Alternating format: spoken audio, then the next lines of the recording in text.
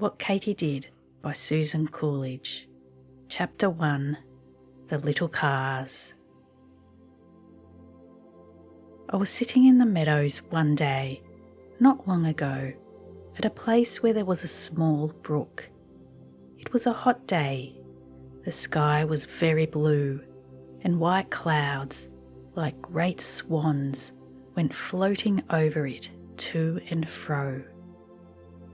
Just opposite me was a clump of green rushes with dark velvety spikes, and among them one single tall red cardinal flower, which was bending over the brook as if to see its own beautiful face in the water.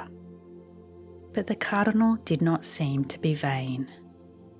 The picture was so pretty that I sat a long time enjoying it. Suddenly, close to me, two small voices began to talk, or to sing, for I couldn't tell exactly which it was. One voice was shrill.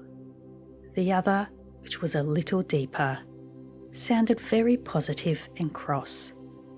They were evidently disputing about something, for they said the same words over and over again.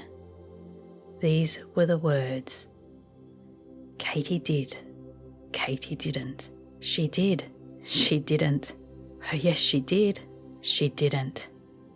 I think they must have repeated them at least 100 times.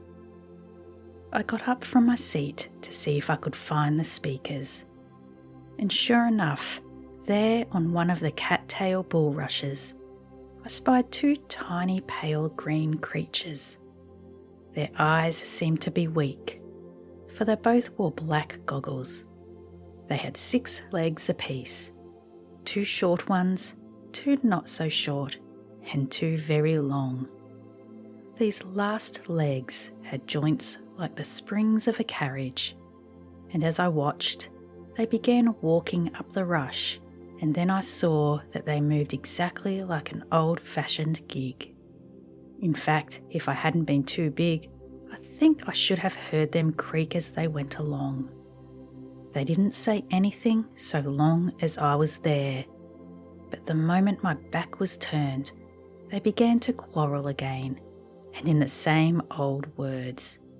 Katy did, Katy didn't. She did, she didn't.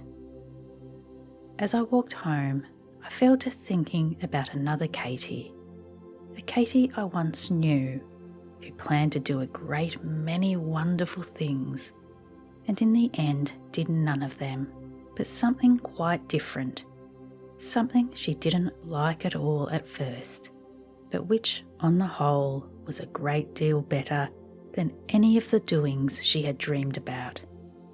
And as I thought, this little story grew in my head, and I resolved to write it down for you. I have done it, and in memory of my 2 little friends on the bulrush, I give it in their name. Here it is, the story of what Katy did.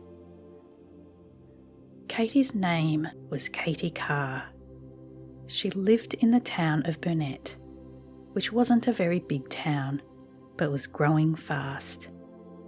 The house she lived in stood on the edge of the town. It was a large square house, white with green blinds, and had a porch in front over which roses and clematis made a thick bower.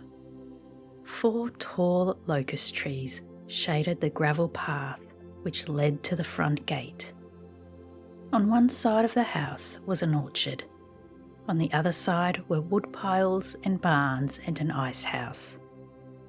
Behind was a kitchen garden sloping to the south, and behind that a pasture with a brook in it, and butternut trees, and 4 cows, 2 red ones, a yellow one with sharp horns tipped with tin, and a dear little white one named Daisy. There were 6 of the Carr children, 4 girls and 2 boys. Katy, the oldest, was 12 years old. Little Phil, the youngest, was 4, and the rest fitted in between.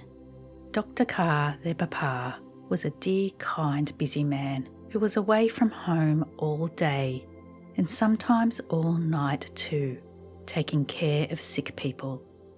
The children hadn't any mother. She had died when Phil was a baby, 4 years before my story began. Katy could remember her pretty well. To the rest, she was but a sad, sweet name, spoken on Sunday and at prayer times, or when Papa was specially gentle and solemn. In place of this Mama, whom they recollected so dimly, there was Aunt Izzie, Papa's sister, who came to take care of them when Mama went away on that long journey from which, for so many months, the little ones kept hoping she might return. Aunt Izzie was a small woman, sharp-faced and thin, rather old-looking, and very neat and particular about everything. She meant to be kind to the children, but they puzzled her much, because they were not a bit like herself when she was a child. Aunt Izzie had been a gentle, tidy little thing who loved to sit as Curly Locks did, sewing long seams in the parlour, and to have her head patted by older people and be told that she was a good girl. Whereas Katy tore her dress every day, hated sewing, and didn't care a button about being called good, while Clover and Elsie shied off like restless ponies when anyone tried to pat their heads. It was very perplexing to Aunt Izzie, and she found it hard to quite forgive the children for being so strange and so little like the good boys and girls in Sunday school memoirs, who were the young people she liked best and understood most about. Then Dr. Carr was another person who worried her. He wished to have the children hardy and bold, and encourage climbing and rough plays, in spite of the bumps and ragged clothes which resulted. In fact, there was just 1/2 hour of the day when Aunt Izzie was really satisfied about her charges, and that was the half hour before breakfast, when she had made a law that they were all to sit in their little chairs and learn the Bible verse for the day. At this time she looked at them with pleased eyes. They were all so spick and span, with such nicely brushed jackets and such neatly combed hair. But the moment the bell rang, her comfort was over. From that time on, they were what she called not fit to be seen. The neighbours pitied her very much. They used to count the 60 stiff, white pantalette legs, hung out to dry every Monday morning, and say to each other, what a sight of washing those children made, and what a trouble it must be for poor Miss Carr to keep them so nice. But poor Miss Carr didn't think them at all nice. That was the worst of it. Clover, go upstairs and wash your hands. Dory, pick your hat off the floor and hang it on the nail. Not that nail, the third nail from the corner. These were the kind of things Aunt Izzie was saying all day long. The children minded her pretty well, but they didn't exactly love her, I fear. They called her Aunt Izzie always, never Auntie. Boys and girls will know what that meant. I want to show you the little Carrs, and I don't know that I could ever have a better chance than one day when 5 out of the 6 were perched on top of the ice house like chickens on a roost. This ice house was one of their favourite places. It was only a low roof set over a hole in the ground, and as it stood in the middle of the side yard, it always seemed to the children that the shortest road to every place was up one of its slopes and down the other. They also liked to mount to the ridgepole, and then, still keeping the sitting position, to let go and scrape slowly down over the warm shingles to the ground. It was bad for their shoes and trousers, of course, But what of that? Shoes and trousers and clothes were generally Aunt Izzie's affair. Theirs was to slide and enjoy themselves. Clover, next in age to Katy, sat in the middle. She was a fair sweet dumpling of a girl, with thick pigtails of light brown hair and short-sighted blue eyes, which seemed to hold tears just ready to fall from under the blue. Really, Clover was the jolliest thing in the world, but these eyes and her soft cooing voice always made people feel like petting her and taking her part. Once, when she was very small, she ran away with Katy's doll, and when Katy pursued and tried to take it from her, Clover held fast and would not let go. Dr. Carr, who wasn't attending particularly, heard nothing but the pathetic tone of Clover's voice as she said, "Me won't, me want Dolly." And without stopping to inquire, he called out sharply, "For shame, Katy, give your sister her doll at once." Which Katy, much surprised, did, while Clover purred in triumph like a satisfied kitten. Clover was sunny and sweet-tempered, a little indolent, and very modest about herself, though in fact she was particularly clever in all sorts of games, and extremely droll and funny in a quiet way. Everybody loved her, and she loved everybody, especially Katy. Pretty little Phil sat next on the roof to Clover, and she held him tight with her arm. Then came Elsie, a thin brown child of 8, with beautiful dark eyes and crisp short curls covering the whole of her small head. Poor little Elsie was the odd one among the Carrs. She didn't seem to belong exactly to either the older or the younger children. The great desire and ambition of her heart was to be allowed to go about with Katy and Clover and C.C. Hall, and to know their secrets, and be permitted to put notes into the little post offices they were forever establishing in all sorts of hidden places.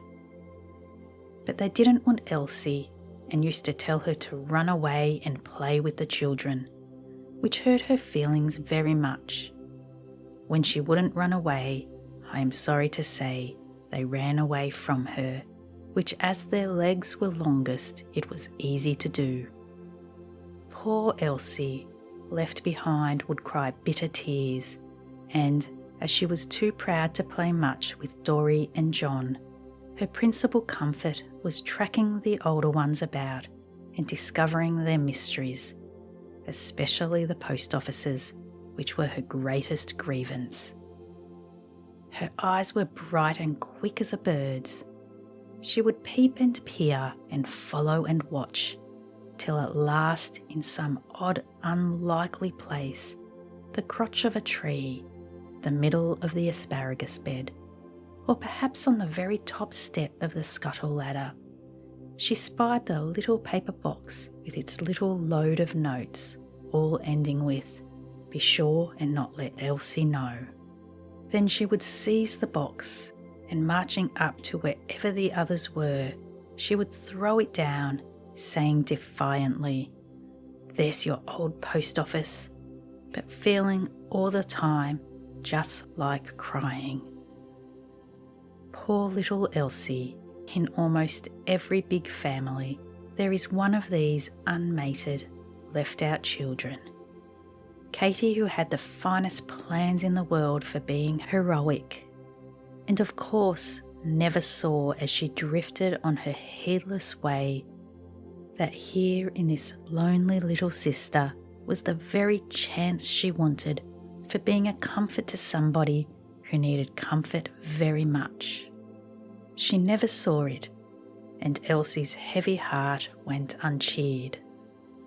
Dory and Joanna sat on the two ends of the ridgepole. Dory was 6 years old, a pale pudgy boy with rather a solemn face, and smears of molasses on the sleeve of his jacket. Joanna, whom the children called John and Johnny, was a square, splendid child, a year younger than Dory.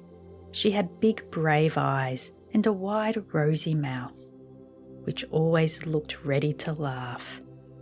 These two were great friends, though Dory seemed like a girl who had got into boys' clothes by mistake, and Johnny like a boy who in a fit of fun had borrowed his sister's frock. And now, as they all sat there chattering and giggling, the window above opened, a glad shriek was heard, and Katy's head appeared. In her hand she held a heap of stockings, which she waved triumphantly. "Hooray!" she cried, "all done, and Aunt Izzie says we may go. Are you tired out waiting? I couldn't help it. The holes were so big and took so long. Hurry up, Clover, and get the things. Cece and I will be down in a minute." The children jumped up gladly and slid down the roof. Clover fetched a couple of baskets from the woodshed. Elsie ran for her kitten. Dory and John loaded themselves with 2 great faggots of green boughs. Just as they were ready, the side door banged, and Katy and Cece Hall came into the yard. I must tell you about Cece. She was a great friend of the children's and lived in a house next door. The yards of the houses were only separated by a green hedge with no gate, so that Cece spent 2/3 of her time at Dr. Carr's and was exactly like one of the family. She was a neat, dapper pink and white girl, modest and prim in manner, with light, shiny hair, which always kept smooth, and slim hands, which never looked dirty. How different from my poor Katy. Katy's hair was forever untidy. Her gowns were always catching on nails and tearing themselves, and in spite of her age and size, she was as heedless and innocent as a child of 6. Katy was the longest girl that was ever seen. What she did to make herself grow so, nobody could tell, but there she was, up above Papa's ear, and half a head taller than poor Aunt Izzie. Whenever she stopped to think about her height, she became very awkward, and felt as if she were all legs and elbows and angles and joints. Happily, her head was so full of other things, of plans and schemes and fancies of all sorts, that she didn't often take time to remember how tall she was. She was a dear, loving child for all her careless habits, and made bushels of good resolutions every week of her life. Only, unluckily, she never kept any of them. She had fits of responsibility about the other children, and longed to set them a good example, but when the chance came, she generally forgot to do so. Katy's days flew like the wind, for when she wasn't studying lessons or sewing and darning with Aunt Izzie, which she hated extremely, there were always so many delightful schemes rioting in her brains that all she wished for was 10 pairs of hands to carry them out. These same active brains got her into perpetual scrapes. She was fond of building castles in the air and dreaming of the time when something she had done would make her famous, so that everybody would hear of her and want to know her. I don't think she had made up her mind what this wonderful thing was to be, but while thinking about it, she often forgot to learn a lesson or to lace her boots, and then she had a bad mark or a scolding from Aunt Izzie. At such times she consoled herself with planning how, by and by, she would be beautiful and beloved and amiable as an angel. A great deal was to happen to Katy before that time came. Her eyes, which were black, were to turn blue. Her nose was to lengthen and straighten, and her mouth, quite too large at present to suit the part of a heroine, was to be made over into a sort of rosy button. Meantime, and until these charming changes should take place, Katy forgot her features as much as she could, though still, I think, the person on earth whom she most envied was that lady on the outside of the trichophorus bottles, with the wonderful hair which sweeps the ground. Chapter 2. Paradise. The place to which the children were going was a sort of marshy thicket at the bottom of a field near the house. It wasn't a big thicket, but it looked big, because the trees and bushes grew so closely that you could not see just where it ended. In winter the ground was damp and boggy, so that nobody went there, excepting cows, who don't mind getting their feet wet. But in summer the water dried away, and then it was all fresh and green and full of delightful things. Wild roses and sassafras, and birds' nests. Narrow winding paths ran here and there, made by the cattle as they wandered to and fro. This place the children called Paradise, and to them it seemed as wild and endless and full of adventure as any forest of fairyland. The way to Paradise was through some wooden bars. Katy and Cece climbed these with a hop, skip and jump, while the smaller ones scrambled underneath. Once past the bars, they were fairly in the field, and with one consent, they all began to run till they reached the entrance of the wood. Then they halted with a queer look of hesitation on their faces. It was always an exciting occasion to go to Paradise for the first time after the long winter. Who knew what the fairies might not have done since any of them had been there to see? "Which path shall we go in by?" asked Clover at last. "Suppose we vote," said Katy. "I say by the Pilgrim's Path and the Hill of Difficulty." "So do I," chimed in Clover, who always agreed with Katy. "The Path of Peace is nice," suggested Cece. "No, no, we want to go by Sassafras Path," cried John and Dory. However, Katy, as usual, had her way.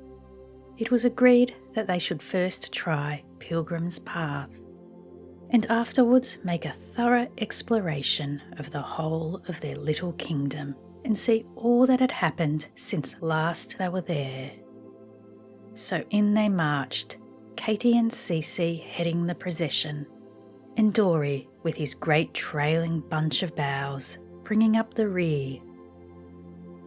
"Oh, there is the dear rosary, all safe," cried the children as they reached the top of the Hill of Difficulty and came upon a tall stump, out of the middle of which waved a wild rose bush, budded over with fresh green leaves. This rosary was a fascinating thing to their minds. They were always inventing stories about it and were in constant terror lest some hungry cow should take a fancy to the rosebush and eat it up.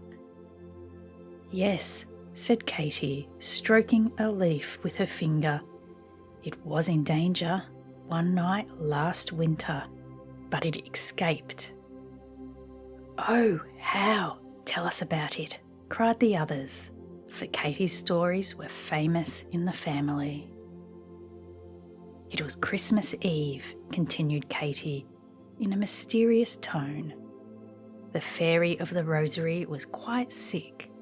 She had taken a dreadful cold in her head, and the poplar tree fairy, just over there, told her that sassafras tea is good for colds. So she made a large acorn cup full and then cuddled herself in where the wood looks so black and soft and fell asleep. In the middle of the night, when she was snoring soundly, there was a noise in the forest, and a dreadful black bull with fiery eyes galloped up. He saw our poor Rosy Posy, and opening his big mouth, he was just going to bite her in two.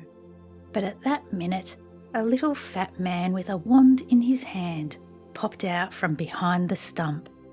It was Santa Claus, of course. He gave the bull such a rap with his wand that he mooed dreadfully, and then put up his forepaw to see if his nose was on or not. He found it was, but it hurt him so that he mooed again and galloped off as fast as he could further into the woods. Then Santa Claus woke up the fairy and told her that if she didn't take better care of Rosy Posy, he should put some other fairy into her place and set her to keep guard over a prickly, scratchy blackberry bush. "Is there really any fairy?" asked Dory, who had listened to this narrative with open mouth. "Of course," answered Katy. Then bending down towards Dory, she added in a voice intended to be of wonderful sweetness, "I am a fairy, Dory." "Oh," was Dory's reply, "you're a giraffe. Papa said so." The path of peace got its name because of its darkness and coolness. High bushes almost met over it, and trees kept it shady, even in the middle of the day. A sort of white flower grew there, which the children called polypods, because they didn't know the real name. They stayed a long while picking bunches of these flowers, and then John and Dory had to grab up an armful of sassafras roots, so that before they had fairly gone through Toadstool Avenue, Rabbit Hollow and the rest, the sun was just over their heads, and it was noon. "I'm getting hungry," said Dory. "Oh no, Dory, you mustn't be hungry till the bower is ready," cried the little girls, alarmed, for Dory was apt to be disconsolate if he was kept waiting for his meals. So they made haste to build the bower.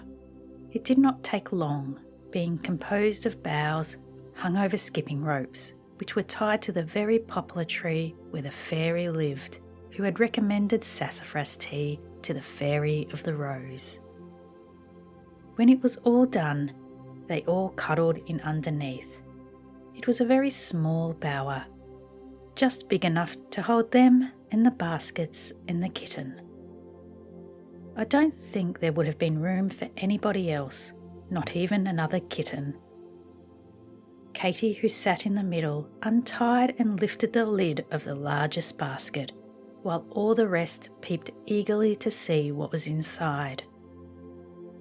First came a great many ginger cakes. These were carefully laid on the grass to keep till wanted.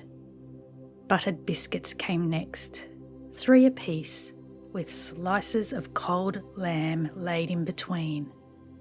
And last of all were a dozen hard-boiled eggs, and a layer of thick bread and butter sandwiched with corned beef. Aunt Izzie had put up lunches for Paradise before, you see, and knew pretty well what to expect in the way of appetite. Oh, how good everything tasted in that bower, with the fresh wind rustling the poplar leaves, sunshine and sweet wood smells about them, and birds singing overhead. No grown-up dinner party ever had half so much fun. Each mouthful was a pleasure, and when the last crumb had vanished, Katy produced the second basket. And there, oh delightful surprise, were 7 little pies, molasses pies, baked in sauces, each with a brown top and crisp candified edge, which tasted like toffee and lemon peel and all sorts of good things mixed up together. There was a general shout. Even demure CC was pleased, and Dory and John kicked their heels on the ground in a tumult of joy. 7 pairs of hands were held out at once towards the basket. 7 sets of teeth went to work without a moment's delay. In an incredibly short time, every vestige of pie had disappeared, and a blissful stickiness pervaded the party. "What shall we do now?" asked Clover, while little Phil tipped the baskets upside down, as if to make sure there was nothing left that could possibly be eaten. "I don't know," replied Katy dreamily. She had left her seat and was half sitting, half lying on the low crooked bough of a butternut tree, which hung almost over the children's heads.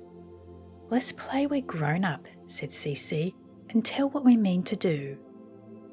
"Well," said Clover, "you begin. What do you mean to do?" "I mean to have a black silk dress and pink roses in my bonnet and a white muslin long shawl," said Cece. "And I mean to look exactly like Minerva Clark. I shall be very good too, as good as Mrs. Bedell, only a great deal prettier. All the young gentlemen will want me to go and ride, but I shan't notice them at all, because you know I shall always be teaching in Sunday school and visiting the poor, and some day when I am bending over an old woman and feeding her with currant jelly, a poet will come along and see me, and he'll go home and write a poem about me," concluded Cece triumphantly. "Pooh," said Clover, "I don't think that would be nice at all. I'm going to be a beautiful lady, the most beautiful lady in the world, and I'm going to live in a yellow castle with yellow pillars to the portico and a square thing on top like Mr. Sawyer's. My children are going to have a playhouse up there. There's going to be a spyglass in the window to look out of. I shall wear gold dresses and silver dresses every day, and diamond rings, and have white satin aprons to tie on when I'm dusting or do anything dirty. In the middle of my backyard there'll be a pond full of perfume, and whenever I want any, I shall just go out and dip a bottle in. And I shan't teach in Sunday schools like Cece, because I don't want to, but every Sunday I'll go out and stand by the gate, and when her scholars go by on their way home, I'll put perfume on their handkerchiefs." "I mean to have just the same," cried Elsie, whose imagination was fired by this gorgeous vision. "Only my pond will be the biggest. I shall be a great deal beautifuller too," she added. "You can't," said Katy from overhead. "Clover is going to be the most beautiful lady in the world." "But I'll be more beautiful than the most beautiful," persisted poor little Elsie. "And I'll be big too, and know everybody's secrets, and everybody will be kind then, and never run away and hide, and there won't be any post offices or anything disagreeable." "What'll you be, Johnny?" asked Clover, anxious to change the subject, for Elsie's voice was growing plaintive. But Johnny had no clear ideas as to her future. She laughed a great deal and squeezed Dory's arm, but Dory was more explicit. "I mean to have turkey every day," he declared, "and batter puddings, not boiled ones, you know, but little baked ones with brown shiny tops, and a great deal of pudding sauce to eat on them, and I shall be so big then that nobody will say, 3 helpings is quite enough for a little boy." "Oh, Dory, you pig," cried Katy, while the others screamed with laughter. Dory was much affronted. "I shall just go and tell Aunt Izzie what you called me," he said, getting up in a great pet. But Clover, who was a born peacemaker, caught hold of his arm, and her coaxings and entreaties consoled him, so much that he finally said he would stay, especially as the others were quite grave now and promised that they wouldn't laugh anymore. "And now, Katy, it's your turn," said Cece. "Tell us what you're going to be when you grow up." "I'm not sure about what I'll be," replied Katy from overhead. "Beautiful, of course, and good if I can. Only not so good as you, Cece, because it would be nice to go and ride with the young gentlemen sometimes.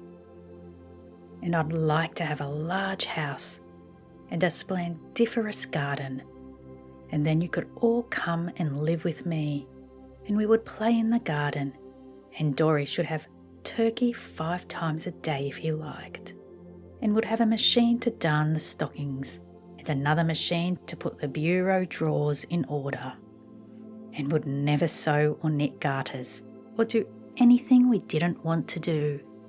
That's what I'd like to be. But now I'll tell you what I mean to do." "Isn't it the same thing?" asked Cece. "Oh no," replied Katy, "quite different. For you see, I mean to do something grand. I don't know what yet, but when I'm grown up, I shall find out." Poor Katy always said, "when I'm grown up," forgetting how very much she had grown already. "Perhaps," she went on, "it will be rowing out in boats, saving people's lives, like that girl in the book.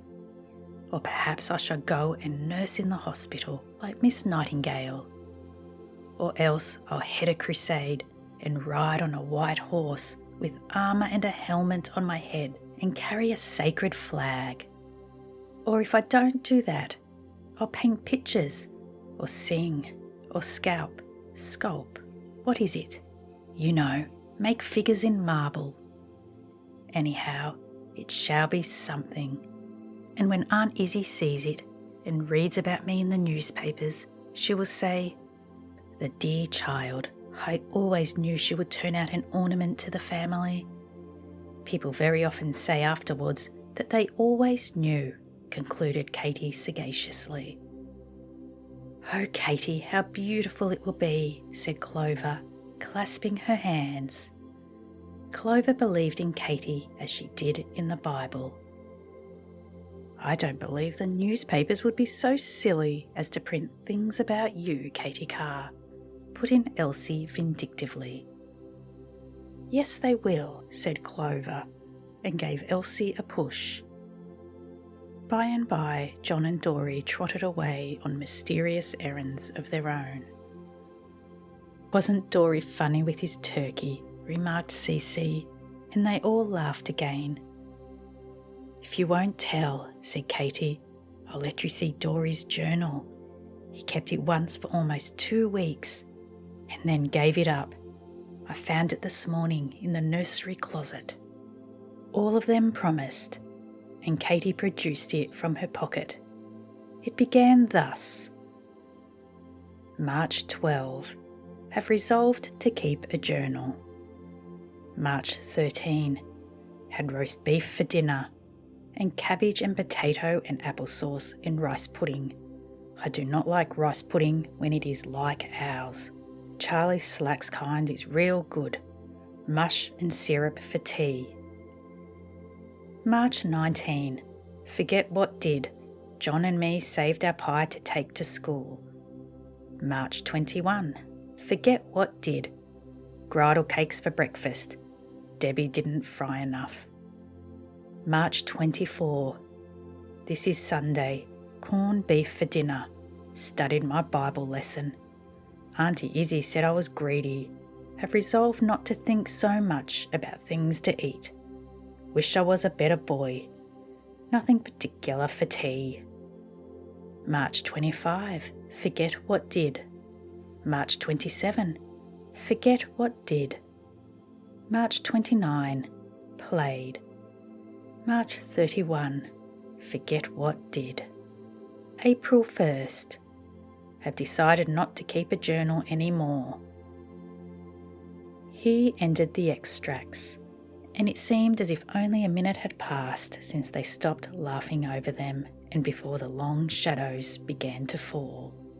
It was dreadful to have to pick up the empty baskets and go home, feeling that the long, delightful Saturday was over, and that there wouldn't be another for a week. But it was comforting to remember that paradise was always there, and that at any moment, when Fate and Aunt Izzie were willing, they had only to climb a pair of bars, very easy ones, and without any fear of an angel with flaming sword to stop the way, enter in and take possession of their Eden. Chapter 3. The Day of Scrapes. Mrs. Knight's school, to which Katy and Clover and Cece went, stood quite at the other end of the town from Dr. Carr's. It was a low one-storey building and had a yard behind it in which the girls played at recess. Unfortunately, next door to it was Miss Miller's school, equally large and popular, and with a yard behind it also. Only a high board fence separated the two playgrounds. Mrs. Knight was a stout gentlewoman who moved slowly and had a face which made you think of an amiable and well-disposed cow.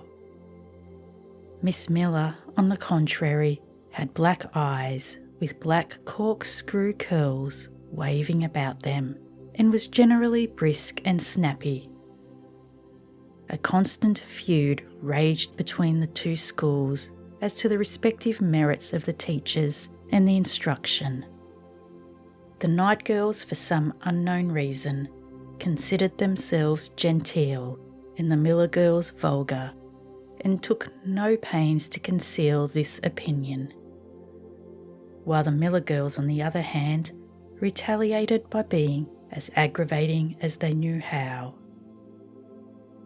They spent their recesses and intermissions mostly in making faces through the knotholes in the fence and over the top of it when they could get there, which wasn't an easy thing to do, as the fence was pretty high.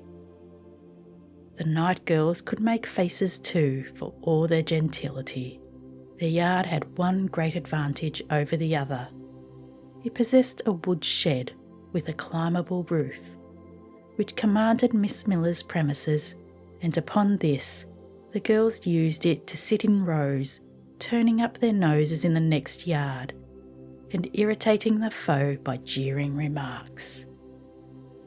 Knights and Millerites, the two schools called each other, and the feud raged so high that sometimes it was hardly safe for a Knight to meet a Millerite in the street, all of which, as may be imagined, was exceedingly improving both to the manners and morals of the young ladies concerned. One morning, not long after the day in Paradise, Katy was late. She could not find her things. Her algebra, as she expressed it, had gone and lost itself. Her slate was missing, and the string was off her sunbonnet. She ran about searching for these articles and banging doors till Aunt Izzie was out of patience. "As for your algebra," she said, "if it is that very dirty book with only one cover and scribbled all over the leaves, you will find it under the kitchen table." Philly was playing before breakfast that it was a pig. No wonder, I'm sure, for it looks good for nothing else. How you do manage to spoil your schoolbooks in this manner, Katy, I cannot imagine. It is less than a month since your father got you a new algebra. And look at it now, not fit to be carried about. I do wish you would realise what books cost. And about your slate, she went on, I know nothing, but here is the bonnet string, taking it out of her pocket. "Oh, thank you," said Katy, hastily sticking it on with a pin. "Katy Carr, almost screamed Aunt Izzie. "What are you about? Pinning on your bonnet string? Mercy on me, what shiftless thing will you do next? Now stand still and don't fidget. You shan't stir till I have sewed it on properly." It wasn't easy to stand still and not fidget, with Aunt Izzie fussing away and lecturing, and now and then, in a moment of forgetfulness, sticking her needle into one's chin. Katy bore it as well as she could, only shifting perpetually from one foot to the other, and now and then uttering a little snort like an impatient horse. The minute she was released, she flew into the kitchen, seized the algebra, and rushed like a whirlwind to the gate, where good little Clover stood patiently waiting, though already herself, and terribly afraid she should be late. "We should have to run," gasped Katy, quite out of breath. "Aunt Izzie kept me. She has been so horrid." They did run as fast as they could, but time ran faster, and before they were halfway to school, the town clock struck 9, and all hope was over. This vexed Katy very much, for though often late, she was always eager to be early. "There," she said, stopping short, "I shall just tell Aunt Izzie that it was her fault. It is too bad." And she marched into school in a very cross mood. A day begun in this manner is pretty sure to end badly, as most of us know. All the morning through, things seemed to go wrong. Katy missed twice in her grammar lesson and lost her place in the class. Her hand shook so when she copied her composition that the writing, not good at best, turned out almost illegible, so that Mrs. Knight said it must all be done over again. This made Katy crosser than ever, and almost before she thought she had whispered to Clover, "How hateful!" And then, when just before recess all who had whispered were requested to stand up, her conscience gave such a twinge that she was forced to get up with the rest and see a black mark put against her name on the list. The tears came into her eyes from vexation, and for fear the other girls would notice them, she made a bolt for the yard as soon as the bell rang, and mounted up all alone to the woodhouse roof, where she sat with her back to the school, fighting with her eyes and trying to get her face in order before the rest should come. Miss Miller's clock was about 4 minutes slower than Mrs. Knight's, so the next playground was empty. It was a warm, breezy day, and as Katy sat there, suddenly a gust of wind came, and seizing her sunbonnet, which was only half tied on, whirled it across the roof. She clutched after it as it flew, but too late. Once, twice, thrice it flapped, then it disappeared over the edge, and Katy, flying after, saw it laying a crumpled lilac heap in the very middle of the enemy's yard. This was horrible, not merely losing the bonnet, for Katy was comfortably indifferent as to what became of her clothes, but to lose it so. In another minute the Miller girls would be out.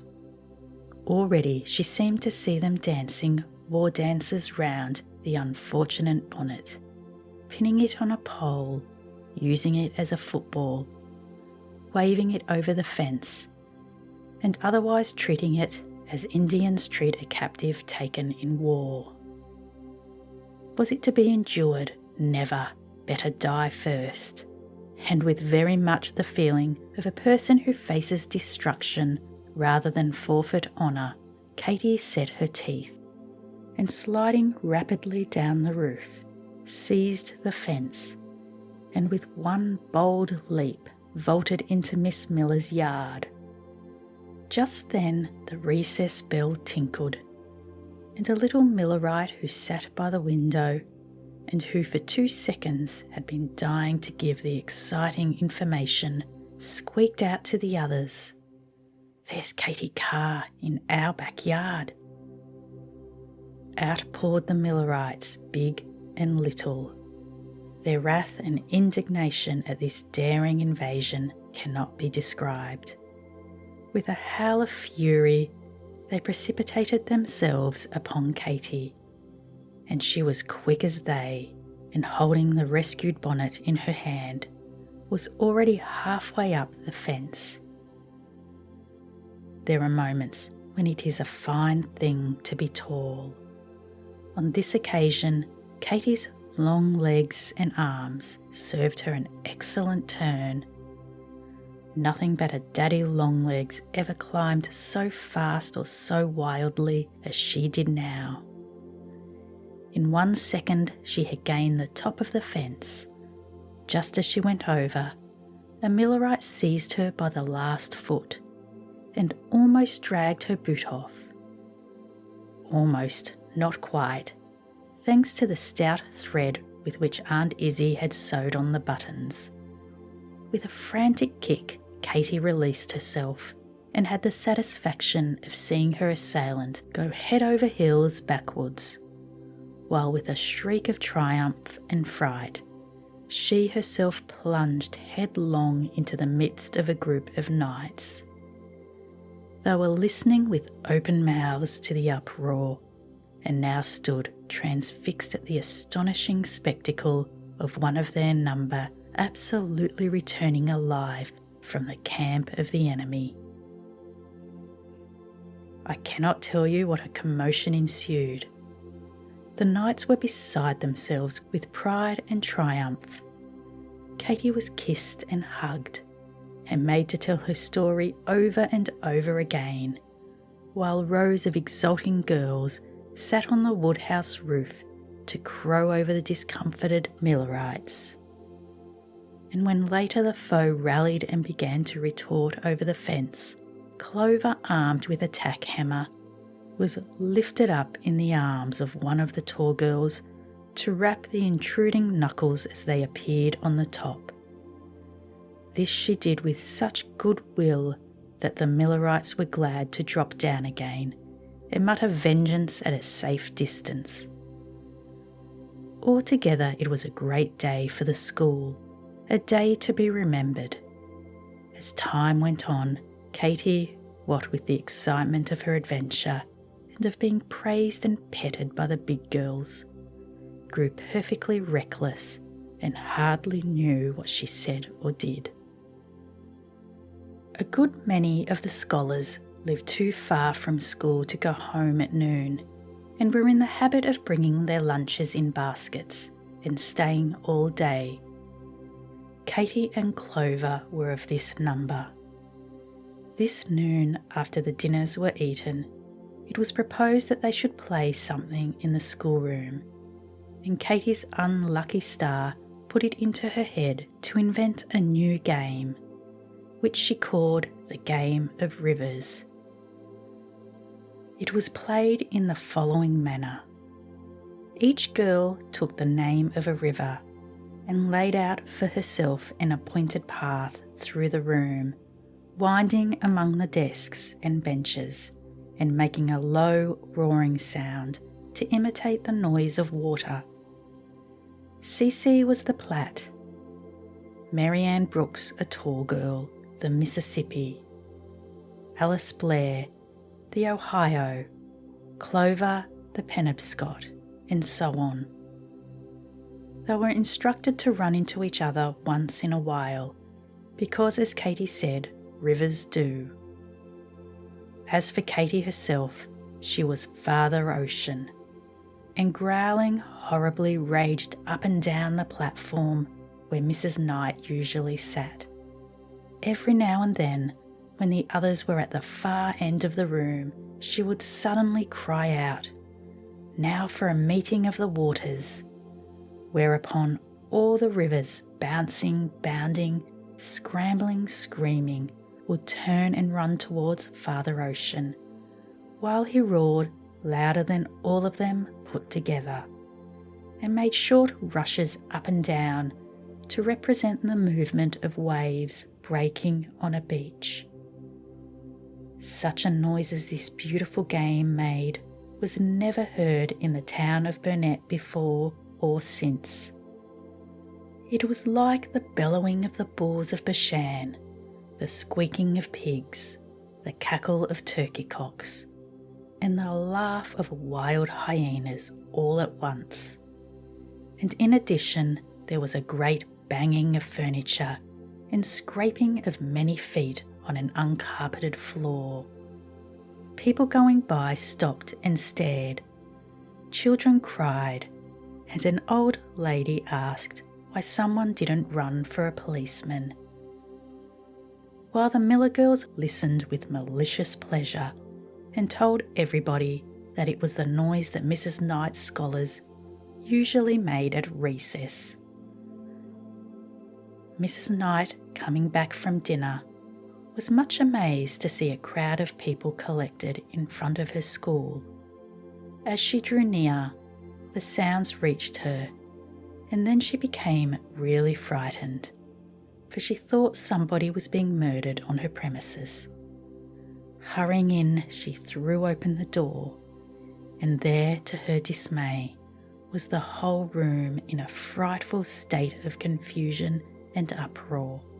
Chairs flung down, desks upset, ink streaming on the floor, while in the midst of the ruin the frantic rivers raced and screamed, and old Father Ocean, with a face as red as fire, capered like a lunatic on the platform.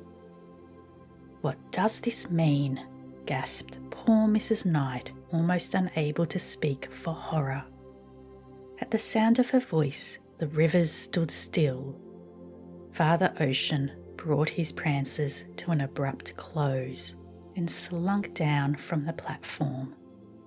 All of a sudden, each girl seemed to realise what a condition the room was in, and what a horrible thing she had done. The timid ones cowered behind their desks. The bold ones tried to look unconscious, and to make matters worse, the scholars who had gone home to dinner began to return, staring at the scene of disaster and asking in whispers what had been going on. Mrs. Knight rang the bell. When the school had come to order, she had the desks and chairs picked up, while she herself brought wet cloths to soak the ink from the floor.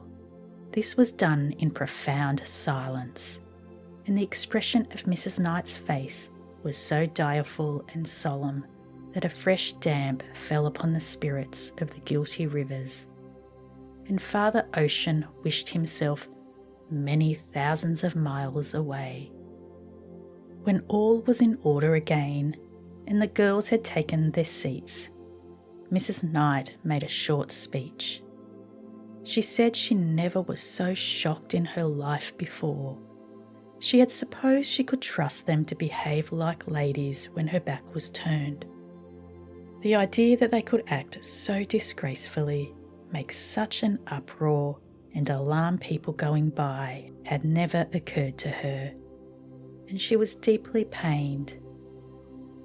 It was setting a bad example to all the neighbourhood, by which Mrs. Knight meant the rival school, Miss Miller having just sent over a little girl with her compliments to ask if anyone was hurt and could she do anything, which was naturally aggravating. Mrs. Knight hoped they were sorry. She thought they must be sorry and ashamed. The exercises could now go on as usual. Of course, some punishment would be inflicted for the offence, but she should have time to reflect before deciding what it ought to be. Meantime, she wanted them all to think over seriously if anyone felt that she was more to blame than the others. Now was the moment to rise and confess it. Katy's heart gave a great thump, but she rose bravely.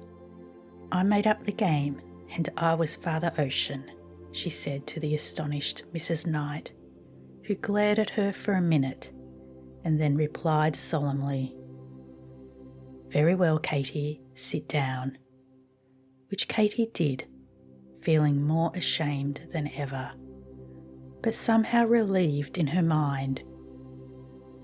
There is a saving grace in truth, which helps truth-tellers through the worst of their troubles, and Katy found this out now. The afternoon was long and hard. Mrs. Knight did not smile once.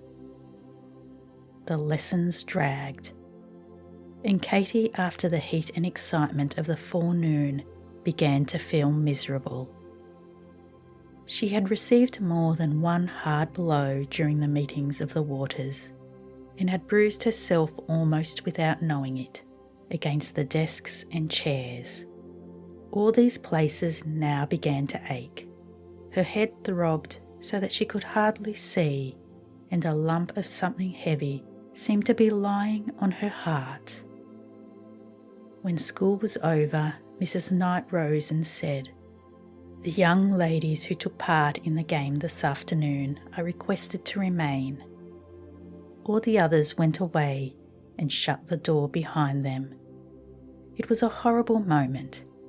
The girls never forgot it, or the hopeless sound of the door as the last departing scholar clapped it after her as she left. I can't begin to tell you what it was that Mrs. Knight said to them.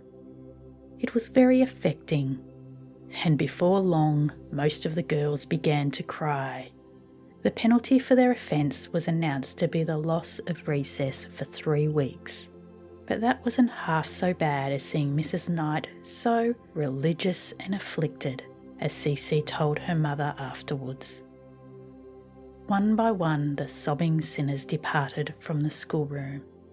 When most of them were gone, Mrs. Knight called Katy up to the platform and said a few words to her specially. She was not really severe, but Katy was too penitent and worn out to bear much, and before long was weeping like a waterspout, or like the ocean she had pretended to be. At this, tender-hearted Mrs. Knight was so much affected that she let her off at once, and even kissed her in token of forgiveness, which made poor Ocean sob harder than ever.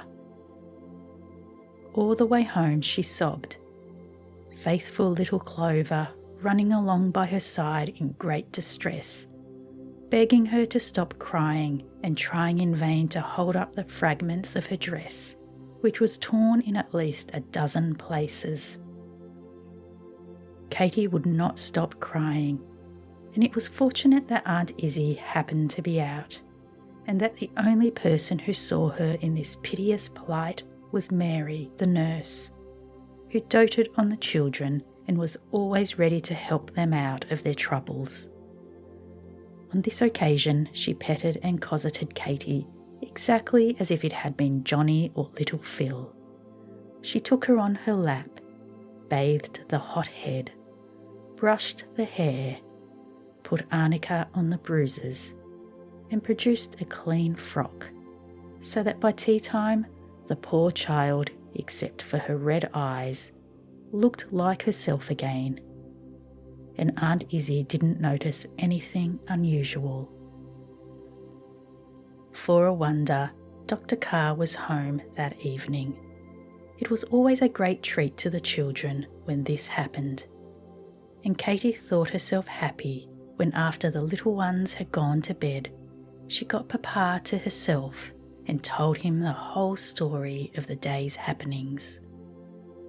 "Papa," she said, sitting on his knee, which, big girl as she was, she liked very much to do, "what is the reason that makes some days so lucky and other days so unlucky? Now today began all wrong, and everything that happened in it was wrong. And on other days I begin right, and all goes right straight through. If Aunt Izzie hadn't kept me in the morning, I shouldn't have lost my mark. And then I shouldn't have been cross, and then perhaps I shouldn't have got in my other scrapes. But what made Aunt Izzie keep you, Katy? To sew on the string of my bonnet, Papa? But how did it happen that the string was off? Well, said Katy reluctantly, I'm afraid that was my fault, for it came off on Tuesday, and I didn't fasten it on. So you see, we must go back before Aunt Izzie for the beginning of this unlucky day of yours, child. Did you ever hear the old saying, for the want of a nail the shoe was lost? No, never. Tell it to me, cried Katy, who loved stories as well as when she was 3 years old. For the want of a nail the shoe was lost. For the want of a shoe the horse was lost. For the want of a horse the rider was lost. For the want of the rider the battle was lost. For the want of the battle the kingdom was lost. And all for the want of a horseshoe nail.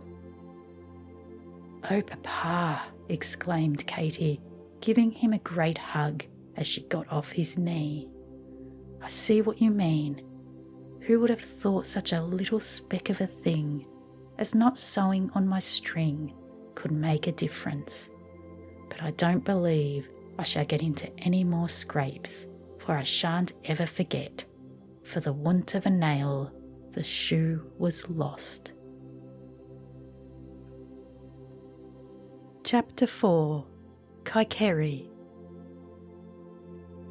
But I'm sorry to say that my poor thoughtless Katy did forget, and did get into another scrape, and that no later than the very next Monday.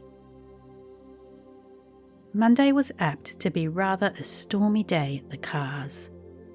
There was the big wash to be done, and Aunt Izzie always seemed a little harder to please, and the servants a good deal crosser than on common days. But I think it was also, in part, the fault of the children, who after the quiet of Sunday were specially frisky and uproarious, and readier than usual for all sorts of mischief. To Clover and Elsie, Sunday seemed to begin at Saturday's bedtime, when their hair was wet and screwed up in papers that it might curl the next day. Elsie's waved naturally, so Aunt Izzie didn't think it was necessary to pin her papers very tight. But Clover's thick straight locks required to be pinched hard before they would give even the least twirl, and to her Saturday night was one of misery. She would lie tossing and turning and trying first one side of her head and then the other. But whichever way she placed herself, the hard knobs and the pins stuck out and hurt her. So when at last she fell asleep, it was face down, with her small nose buried in the pillow, which was not very comfortable and gave her bad dreams. In consequence of these sufferings, Clover hated curls, and when she made up stories for the younger children, they always commenced, "The hair of the beautiful princess was as straight as a yardstick, and she never did it up in papers, never." Sunday always began with a Bible story, followed by a breakfast of baked beans, which two things were much tangled up in Philly's mind. After breakfast, the children studied their Sunday school lessons, and then the big wagonette came around, and they drove to church, which was a good mile off. It was a large old-fashioned church with galleries, and long pews with high red-cushioned seats. The choir sat at the end behind a low green curtain, which slipped from side to side on rods. When the sermon began, they would draw the curtain aside and show themselves, all ready to listen, but the rest of the time they kept it shut. Katy always guessed that they must be having good times behind the green curtain, eating orange peel perhaps, or reading the Sunday school books, and she often wished she might sit up there among them. The seat in Dr. Carr's pew was so high that none of the children except Katy could touch the floor, even with the point of a toe. This made their feet go to sleep, and when they felt the queer little pinpricks which drowsy feet use to rouse themselves with, they would slide off the seat and sit on the benches to get over it. Once there and well hidden from view, it was almost impossible not to whisper. Aunt Izzie would frown and shake her head, but it did little good, especially as Phil and Dory were sleeping with their heads on her lap, and it took both her hands to keep them from rolling off into the bottom of the pew. When good old Dr. Stone said, "Finally, my brethren," she would begin waking them up. It was hard work sometimes, but generally she succeeded, so that during the last hymn the two stood together on the seat, quite brisk and refreshed, sharing a hymn book and making believe to sing like the older people. After church came Sunday school, which the children liked very much, and then they went home to dinner, which was always the same on Sunday: cold corned beef, baked potatoes, and rice pudding. They did not go to church in the afternoon unless they wished, but were pounced upon by Katy instead, and forced to listen to the reading of the Sunday Visitor, a religious paper of which she was the editor. This paper was partly written, partly printed, on a large sheet of foolscap, and had at the top an ornamental device in lead pencil with Sunday Visitor in the middle of it. The reading part began with a dull little piece of the kind which grown people call an editorial about neatness, or obedience, or punctuality. The children always fidgeted when listening to this, partly, I think, because it aggravated them to have Katy recommending on paper as very easy the virtues which she herself found it so hard to practice in real life. Next came anecdotes about dogs and elephants and snakes, taken from the natural history book, and not very interesting, because the audience knew them by heart already. A hymn or two followed, or a string of original verses, and last of all, a chapter of Little Maria and her sisters, a dreadful tale in which Katy drew so much moral and made such personal allusions to the faults of the rest that it was almost more than they could bear. In fact, there had just been a nursery rebellion on the subject. You must know that, for some weeks back, Katy had been too lazy to prepare any fresh Sunday visitors, and so had forced the children to sit in a row and listen to the back numbers, which she read aloud from the very beginning. Little Maria sounded much worse when taken in these large doses. And Clover and Elsie, combining for once, made up their minds to endure it no longer. So watching their chance, they carried off the whole edition and poked it into the kitchen fire, where they watched it burn with a mixture of fear and delight which it was comical to witness.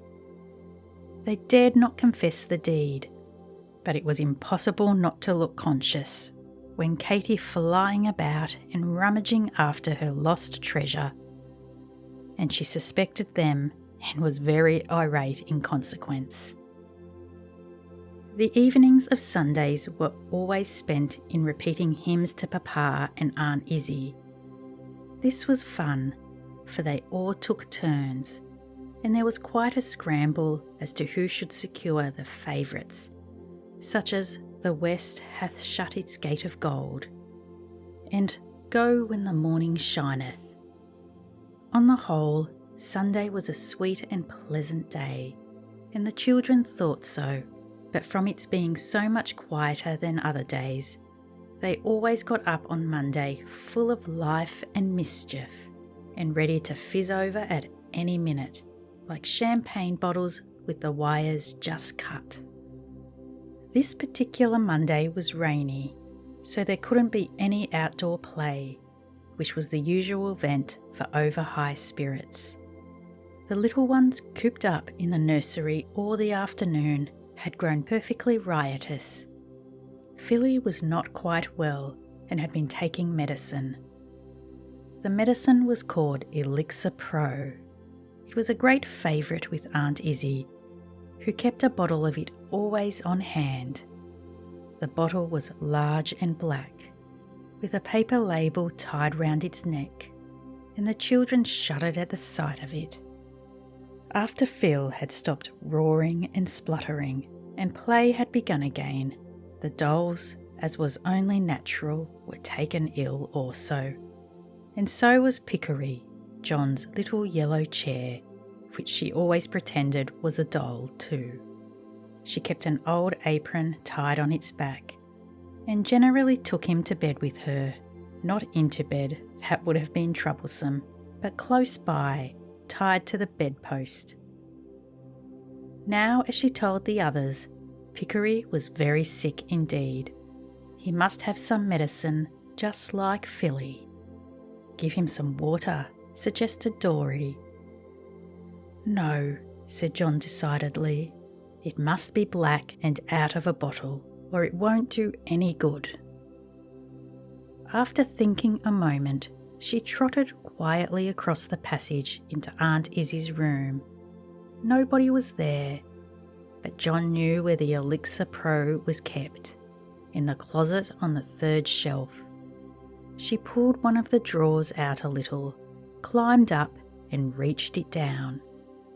The children were enchanted when she marched back, the bottle in one hand, the cork in the other, and proceeded to pour a liberal dose onto Kikeri's wooden seat, which John called his lap.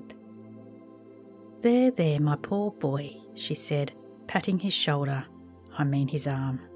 Swallow it down, it'll do you good. Just then Aunt Izzie came in, and to her dismay, saw a long trickle of something dark and sticky running down onto the carpet. It was Kikeri's medicine, which he had refused to swallow. What is that? She asked sharply. My baby is sick, faltered John, displaying the guilty bottle.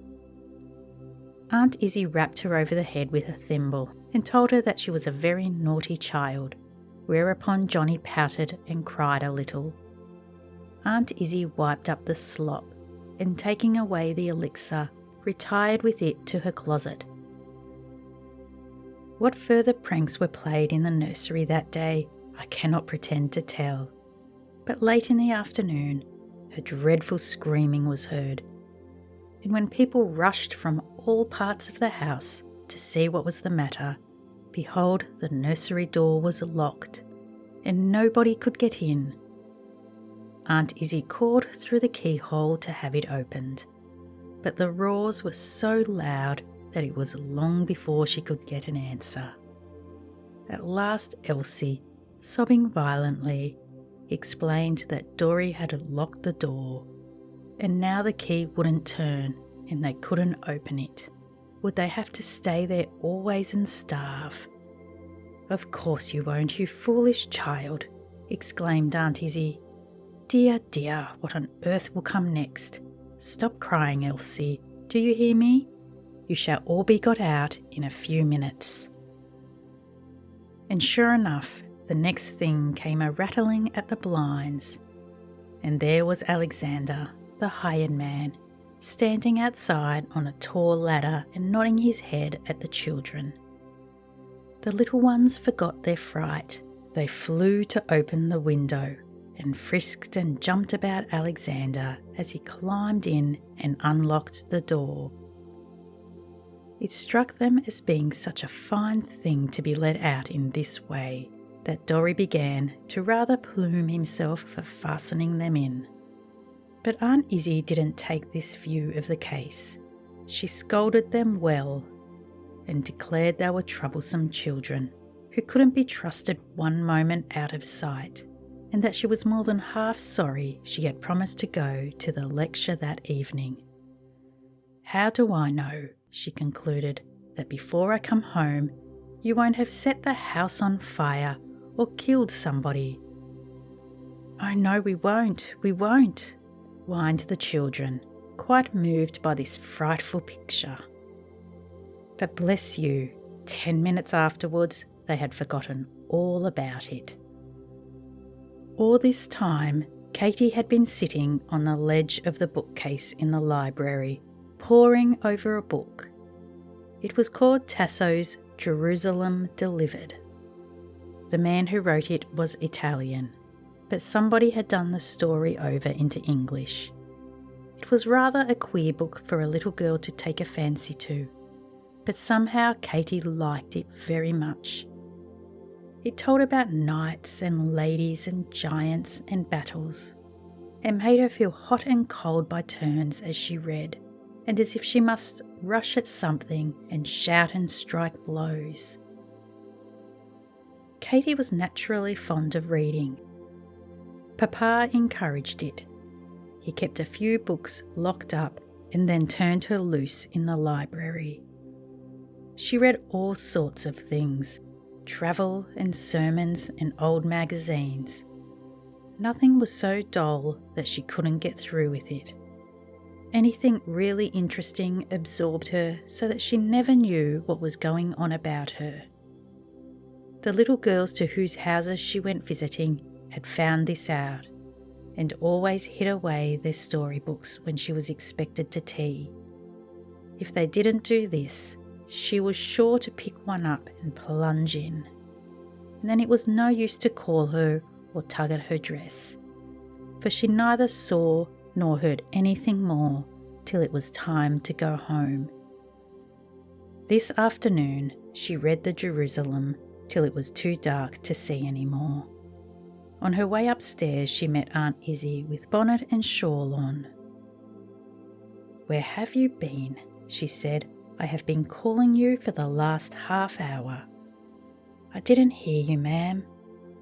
"But where were you?" persisted Aunt Izzie. "In the library reading," replied Katy. Her aunt gave a sort of sniff, but she knew Katy's ways and said no more. "I'm going out to drink tea with Mrs. Hall and attend the evening lecture," she went on. "Be sure that Clover gets her lesson, and if Cece comes over as usual, you must send her home early. All of you must be in bed by 9. "Yes, ma'am," said Katy, but I fear she was not attending much, but thinking in her secret soul how jolly it was to have Aunt Izzie go out for once. Miss Carr was very faithful to her duties.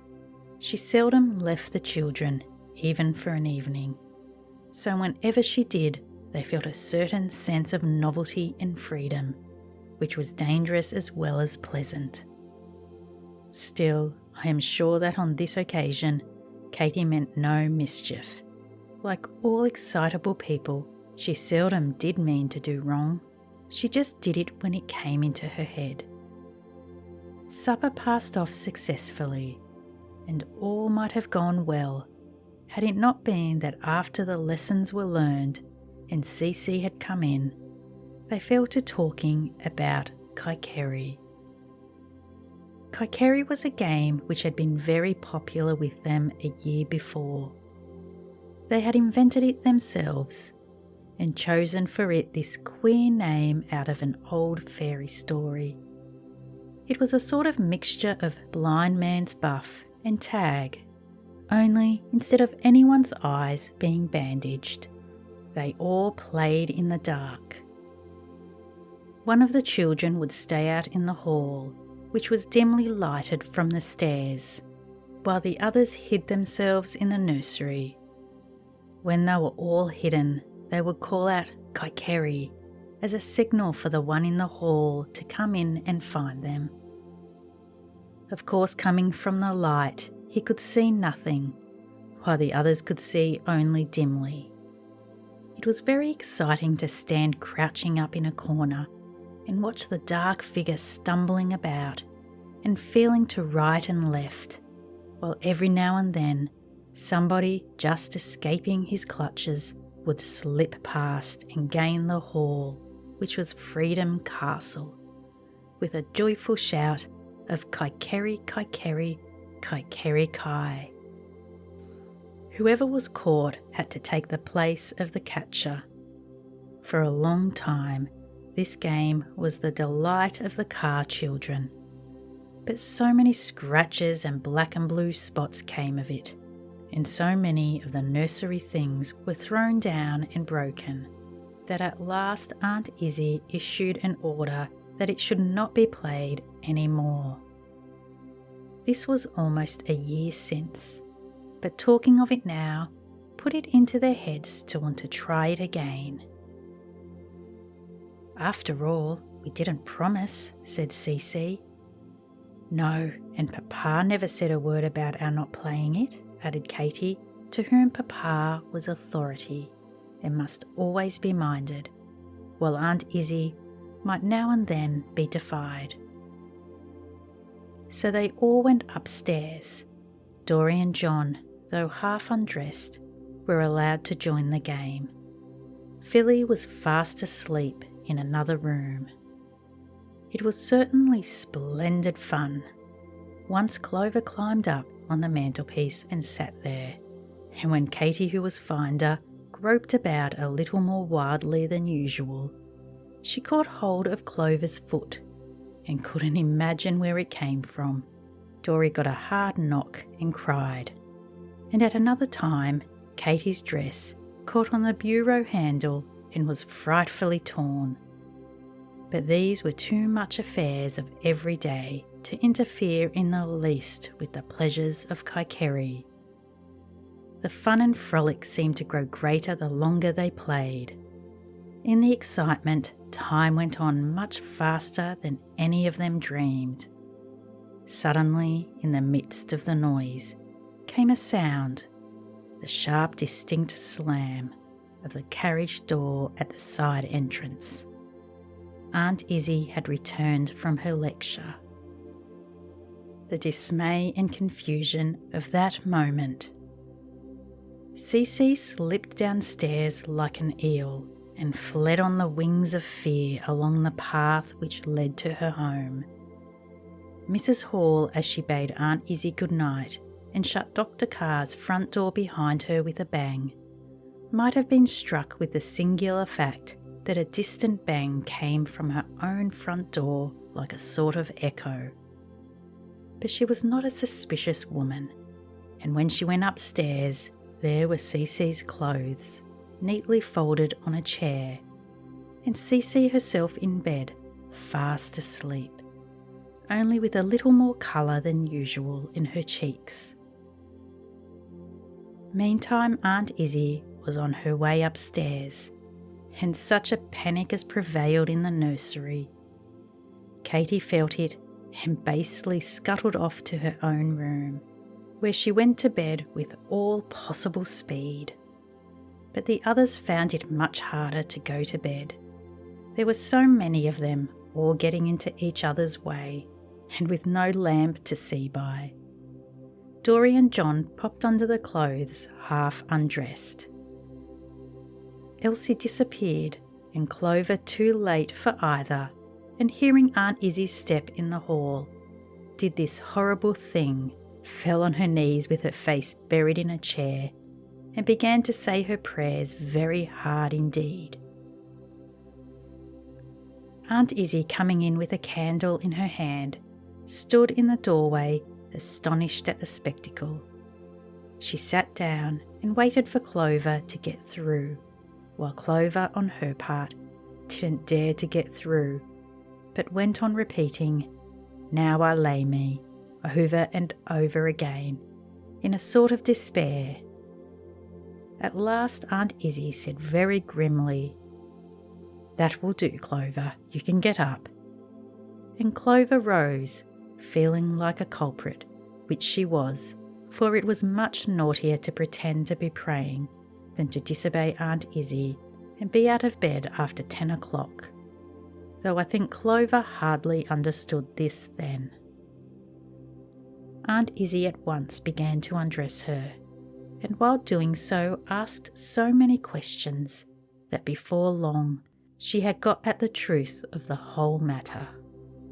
She gave Clover a sharp scolding, and leaving her to wash her tearful face, she went to bed, where John and Dorry lay, fast asleep, and snoring as conspicuously as they knew how. Something strange in the appearance of the bed made her look more closely. She lifted the clothes, and there sure enough they were, half dressed with their school boots on. Such a shake as Aunt Izzie gave the little scamps at this discovery would have roused a couple of dormice. Much against their will, John and Dorry were forced to wake up and be slapped and scolded and made ready for bed. Aunt Izzie standing over them all the while like a dragon. She had just tucked them warmly in when for the first time she missed Elsie. "Where is my poor little Elsie?" she exclaimed. "In bed," said Clover meekly. "In bed," repeated Aunt Izzie, much amazed. Then stooping down, she gave a vigorous pull. The trundle bed came into view, and sure enough, there was Elsie, in full dress, shoes and all, but so fast asleep that not all Aunt Izzie's shakes and pinches and calls were able to rouse her. Her clothes were taken off, her boots unlaced, her nightgown put on, but through it all Elsie slept, and she was the only one of the children who did not get the scolding she deserved that dreadful night. Katy did not even pretend to be asleep when Aunt Izzie went to her room. Her tardy conscience had woke up, and she was lying in bed very miserable at having drawn the others into a scrape as well as herself, and at the failure of her last set of resolutions about setting an example to the younger ones. So unhappy was she that Aunt Izzie's severe words were almost a relief, and though she cried herself to sleep, it was rather from the burden of her own thoughts than because she had been scolded. She cried even harder the next day, for Dr. Carr talked to her more seriously than he had ever done before. He reminded her of the time when her mamma died, and of how she said, "Katy must be a mamma to the little ones when she grows up." And he asked her if she didn't think the time was come for beginning to take this dear place towards the children. Poor Katy! She sobbed as if her heart would break at this, and though she made no promises, I think she was never quite so thoughtless again after that day. As for the rest, Papa called them together and made them distinctly understand that Kikeri was never to be played any more. It was so seldom that Papa forbade any games, however boisterous, that this order really made an impression on the unruly brood, and they never have played Kikeri again from that day to this. Chapter 5. In the Loft. "I declare," said Miss Pettingill, laying down her work, "if them children don't beat all, what on earth are they going to do now?" Miss Pettingill was sitting in the little room in the back building, which she always had when she came over to the Carrs for a week's mending and making over. She was the dearest, funniest old woman who ever went out sewing by the day. Her face was round and somehow made you think of a very nice baked apple. It was so crisscrossed and lined by 1,000 good-natured puckers. She was small and wiry, and wore caps and a false front, which was just the colour of a dusty Newfoundland dog's back. Her eyes were dim and she used spectacles, but for all that, she was an excellent worker. Everyone liked Miss Pettingill, though Aunt Izzie did once say that her tongue was hung in the middle.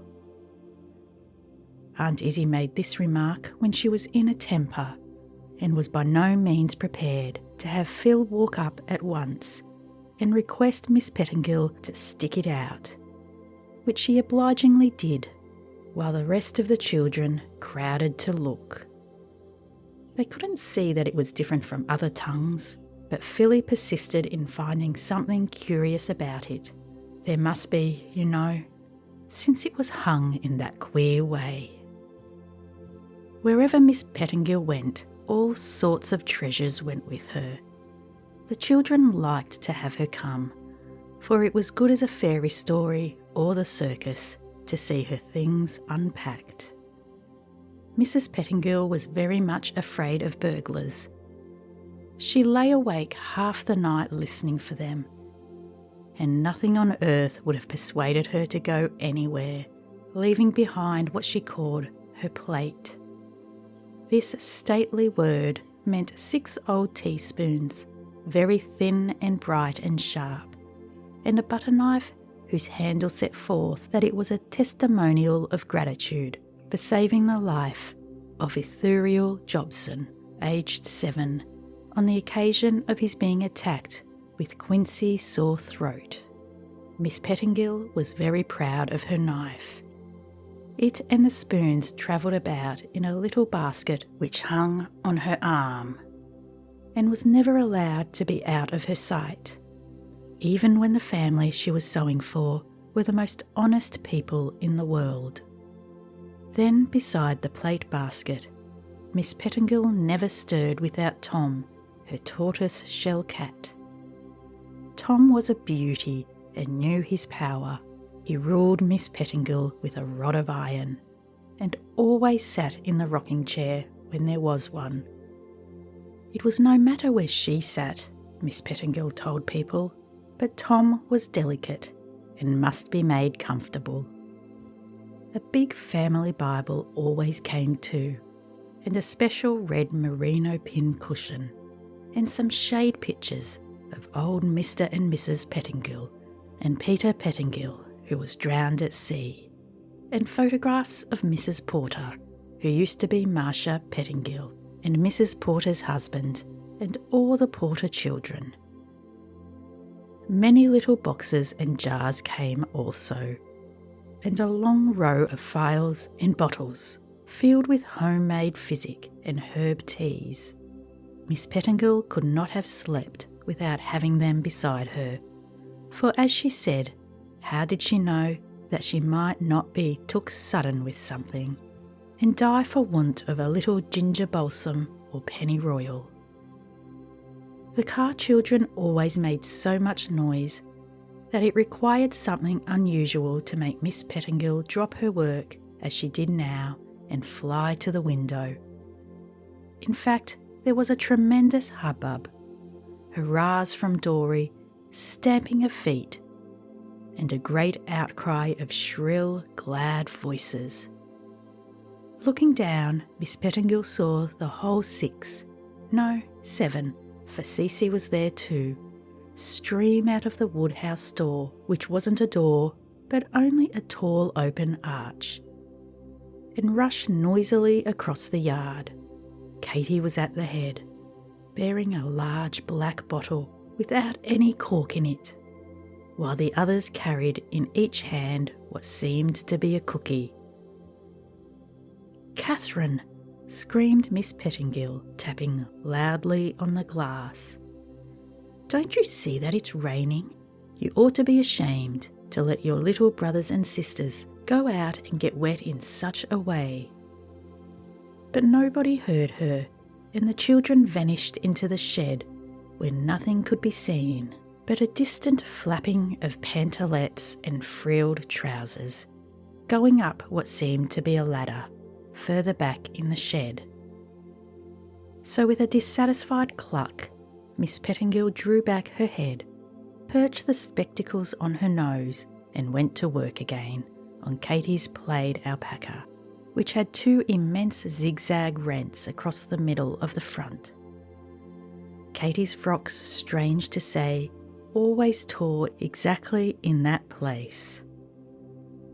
If Miss Pettingill's eyes could have reached a little farther, they would have seen that it wasn't a ladder up which the children were climbing, but a tall wooden post, with spikes driven into it about a foot apart.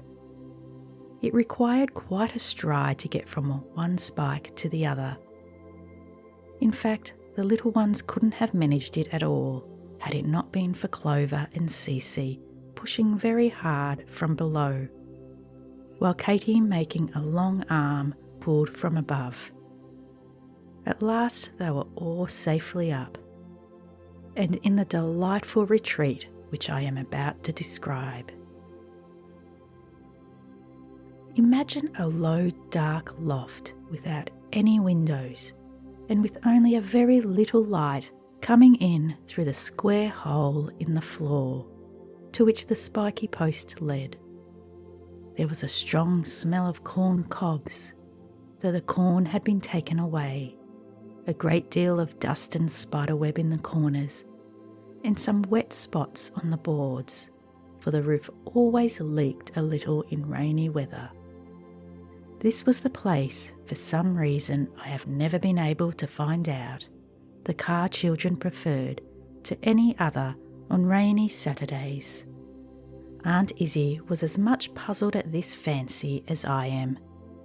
When she was young, a vague far-off time which none of her nieces and nephews believed in much, she had never had any of these queer notions about getting off into holes and corners and poke-away places. Aunt Izzie would gladly have forbidden them to go to the loft, but Dr. Carr had given his permission, so all she could do was to invent stories about children who had broken their bones in various dreadful ways by climbing posts and ladders. But these stories made no impression on any of the children except little Phil, and the self-willed brood kept on their way and climbed their spiked post as often as they liked. "What's in the bottle?" demanded Dory the minute he was fairly landed in the loft. "Don't be greedy," replied Katy severely. "You will know when the time comes. It is something delicious, I can assure you." "Now," she went on, having thus quenched Dory, "all of you had better give me your cookies to put away. If you don't, they'll be sure to be eaten up before the feast. And then, you know, there wouldn't be anything to make a feast of." So all of them handed over their cookies. Dory, who had begun on his as he came up the ladder, was a little unwilling, but he was too much in the habit of minding Katy to dare to disobey. The big bottle was set in a corner, and a stack of cookies built up around it. "That's right," proceeded Katy, who was eldest and biggest, always took the lead in their plays. "Now, if we're fixed and ready to begin the fete," Katy pronounced it feet, "can commence. The opening exercise will be A Tragedy of the Alhambra by Miss Hall." "No," cried Clover, "first the Blue Wizard, or Edwitha of the Hebrides. You know, Katy." "Didn't I tell you," said Katy, "a dreadful accident has happened to that?" "Oh, what?" cried all the rest, for Edwitha was rather a favourite with the family. It was one of the many serial stories which Katy was forever writing, and was about a lady, a knight, a blue wizard, and a poodle named Bop. It had been going on for so many months now that everybody had forgotten the beginning, and nobody had any particular hope of living to hear the end. But still the news of its untimely fate was a shock. "I'll tell you," said Katy. Old Judge Kirby called this morning to see Aunt Izzie. I was studying in the little room, but I saw him come in and pull out the big chair and sit down, and I almost screamed out, 'Don't!' 'Why?' cried the children. 'Don't you see? I had stuffed Edwitha down behind the back and the seat. It was a beautiful hiding place, for the seat goes back ever so far. But Edwitha was such a fat bundle, and old Judge Kirby takes up so much room that I was afraid there would be trouble.' And sure enough, he had hardly dropped down before there was a great crackling of paper, and he jumped up again and called out, 'Bless me, what is that?' And then he began poking and poking, and just as he had poked out the whole bundle and was putting on his spectacles to see what it was, Aunt Izzie came in. 'Well, what next?' cried the children, immensely tickled. 'Oh,' continued Katy, 'Aunt Izzie put on her glasses too, and screwed up her eyes, you know the way she does. And she and the judge read a little bit of it. That part at the first, you remember, where Bob steals the blue pills and the wizard tries to throw him into the sea. You can't think how funny it was to hear Aunt Izzie reading Edwitha out aloud.' And Katy went into convulsions at the recollection. When she got to, 'Oh Bop, my angel Bop,' I just rolled under the table and stuffed the table cover in my mouth to keep from screaming right out. By and by I heard her call Debbie and give her the papers and say, 'Here is a mass of trash which I wish you to put at once into the kitchen fire.' And she told me afterwards that she thought I would be in an insane asylum before I was 20. It was too bad," ended Katy, half laughing and half crying, "to burn up the new chapter and all. But there's one good thing. She didn't find the fairy of the dry goods box. That was stuffed further back in the seat." "And now," continued the mistress of ceremonies, "we will begin. Miss Hall will please rise." Miss Hall, much flustered at her fine name, got up with very red cheeks. "It was once upon a time," she read, "moonlight lay on the halls of the Alhambra, and the night, striding impatiently down the passage, thought she would never come." "Who, the moon?" asked Clover. "No, of course not," replied Cece. "A lady he was in love with. The next verse is going to tell about her, only you interrupted. She wore a turban of silver with a jewelled crescent. As she stole down the corridor, the beam struck it and it glittered like stars." "So you were come, Zuleika?" "Yes, my lord." Just then a sound of steel smote upon the ear, and Zuleika's mail-clad father rushed in. He drew his sword, and so did the other. A moment more and they both lay dead and stiff in the beams of the moon. Zuleika gave a loud shriek and threw herself upon their bodies. She was dead too. And so ends the tragedy of the Alhambra. "That's lovely," said Katy, drawing a long breath, "only very sad. What beautiful stories you do write, Cece. But I wish you wouldn't always kill the people. Why couldn't the knight have killed the father? And, no, I suppose Zuleika wouldn't have married him then. Well, the father might have. Oh, bother, why must anybody be killed at all? Why not have them fall on each other's necks and make up?" "Why, Katy," cried Cece, "it wouldn't have been a tragedy then. You know the name, a tragedy of the Alhambra." "Oh well," said Katy hurriedly, for Cece's lips were beginning to pout, and her fair pinkish face to redden, as if she were about to cry. "Perhaps it was prettier to have them all die. Only your ladies and gentlemen always do die. I thought for a change, you know. What a lovely word that was. Corridor. What does it mean? I don't know, replied Cece, quite consoled. It was in the conquest of Granada. Something to walk over, I believe. The next went on Katy consulting her paper is Yap, a simple poem by Katy Carr. All the children giggled, but Clover got up composedly and recited the following verses. Did you ever know Yap, the best little dog, who ever sat on lap or barked at a frog? His eyes were like beads, his tail like a mop, and it waggled as if it would never stop. His hair was like silk, of the glossiest sheen. He always ate milk, and once the cold cream. Off the nursery bureau, that line is too long. It made him quite ill, so endeth my song. For Yappy he died just 2 months ago, and we oughtn't to sing at a funeral, you know. The poem met with immense applause. All the children laughed and shouted and clapped, till the loft rang again.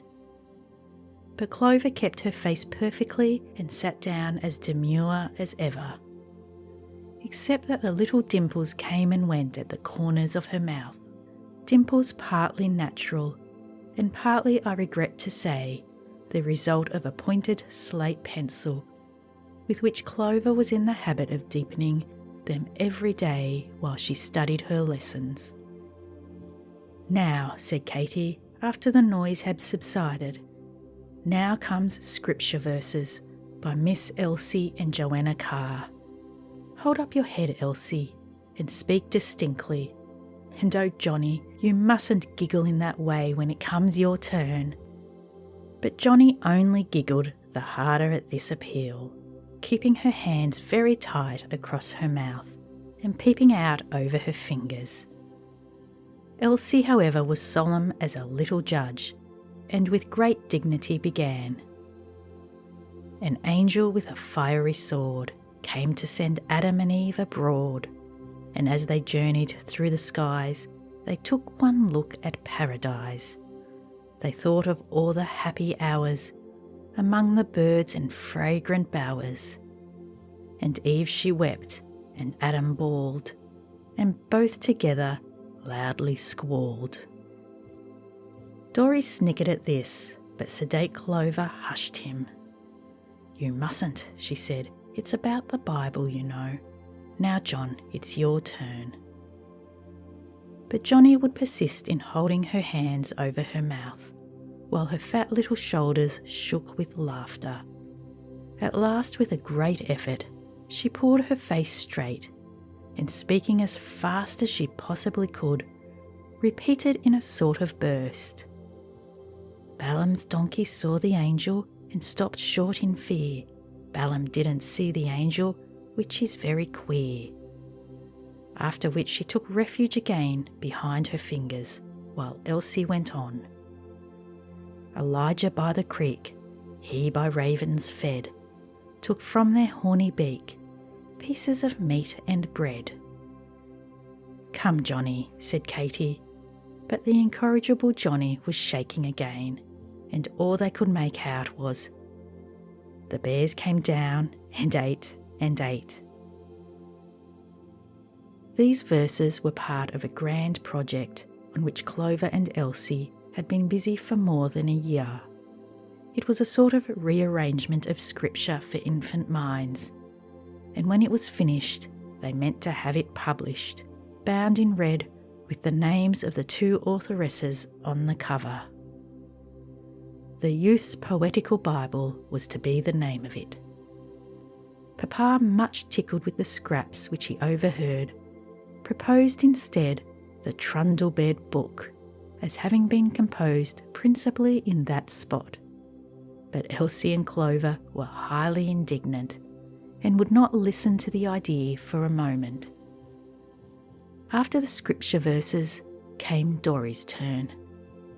He had been allowed to choose for himself, which was unlucky, as his taste was peculiar, not to say gloomy.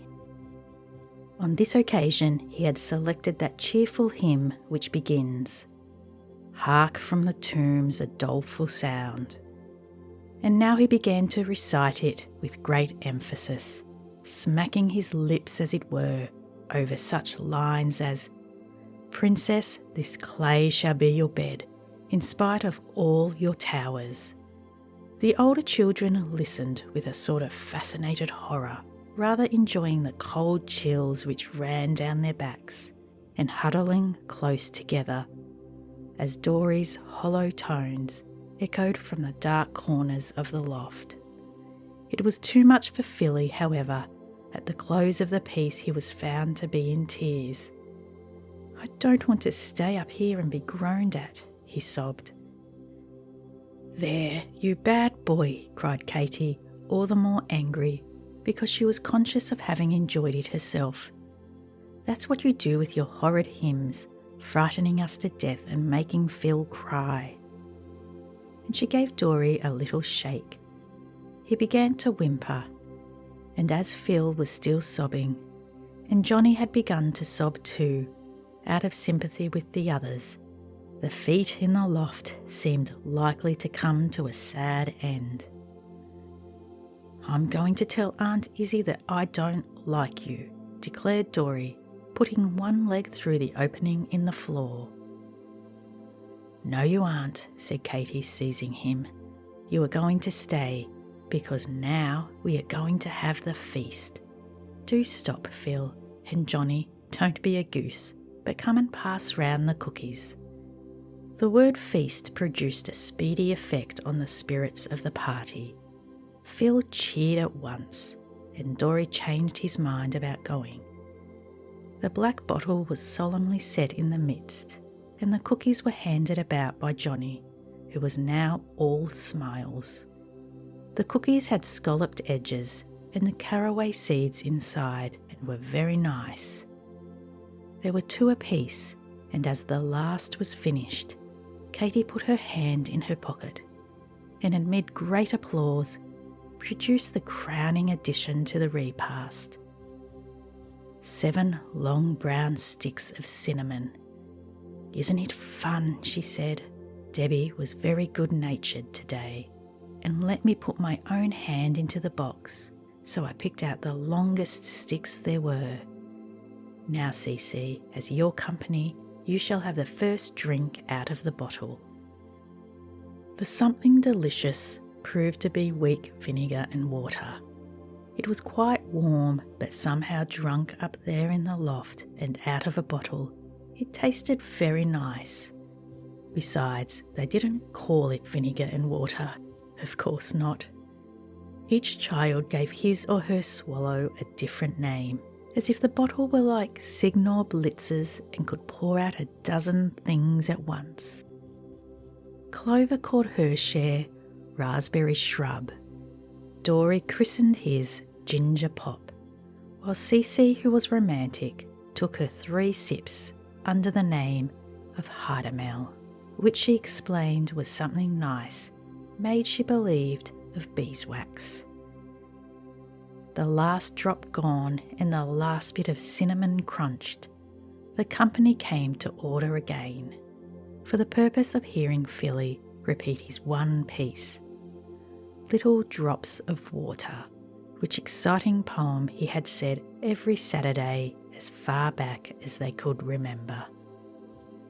After that, Katy declared the literary part of the feat over, and they all fell to playing stagecoach, which, in spite of close quarters and an occasional bump from the roof, was such good fun that a general "oh dear" welcomed the ringing of the tea bell. I suppose cookies and vinegar had taken away their appetites, for none of them were hungry, and Dory astonished Aunt Izzie very much by eyeing the table in a disgusted way and saying, "Only plum sweetmeats and sponge cake and hot biscuit. I don't want any supper." "What ails the child? He must be sick," said Dr. Carr, but Katy exclaimed, "Oh no, Papa, it isn't that. Only we've been having a feast in the loft." "Did you have a good time?" asked Papa, while Aunt Izzie gave a dissatisfied groan, and all the children answered at once, "Splendiferous." Chapter 6. Intimate Friends. "Aunt Izzie, may I ask Imogen Clark to spend the day here on Saturday?" cried Katy, bursting in one afternoon. "Who on earth is Imogen Clark? I never heard the name before," replied her aunt. "Oh, the loveliest girl. She had been going to Mrs. Knight's school only a little while, but we're the greatest friends. And she's perfectly beautiful, Aunt Izzie. Her hands are just as white as snow, and no bigger than that. She's got the littlest waist of any girl in school, and she's so sweet and so self-denying and unselfish. I don't believe she has a bit good times at home either. Do let me ask her." "How do you know she's so sweet and self-denying if you've known her such a short time?" asked Aunt Izzie in an unpromising tone. "Oh, she tells me everything. We always walk together at recess now. I know all about her, and she's just lovely. Her father used to be very rich, but they're poor now, and Imogen had to have her boots patched twice last winter. I think she's the flower of her family. You can't think how I love her," concluded Katy sentimentally. "No, I can't," said Aunt Izzie. "I never could see into these sudden friendships of yours, Katy, and I'd rather you wouldn't invite this Imogen, or whatever her name is, till I've had a chance to ask somebody about her." Katy clasped her hands in despair. "Oh, Aunt Izzie," she cried, "Imogen knows that I came in to ask you, and she's standing at the gate at this moment, waiting to hear what you say. Please let me, just this once. I shall be so dreadfully ashamed not to." "Well," said Aunt Izzie, moved by the wretchedness of Katy's face, "if you've asked her already, it's no use my saying no, I suppose. But recollect, Katy, this is not to happen again. I can't have you inviting girls and then coming for my leave. Your father won't be at all pleased. He's very particular about whom you make friends with. Remember how Mrs. Spencer turned out." Poor Katy, her propensity to fall violently in love with new people was always getting her into scrapes. Ever since she began to walk and talk, Katy's intimate friends had been one of the jokes of the household. Papa once undertook to keep a list of them, but the number grew so great that he gave it up in despair. First on the list was a small Irish child named Marianne O'Reilly. Marianne lived in a street which Katy passed on her way to school.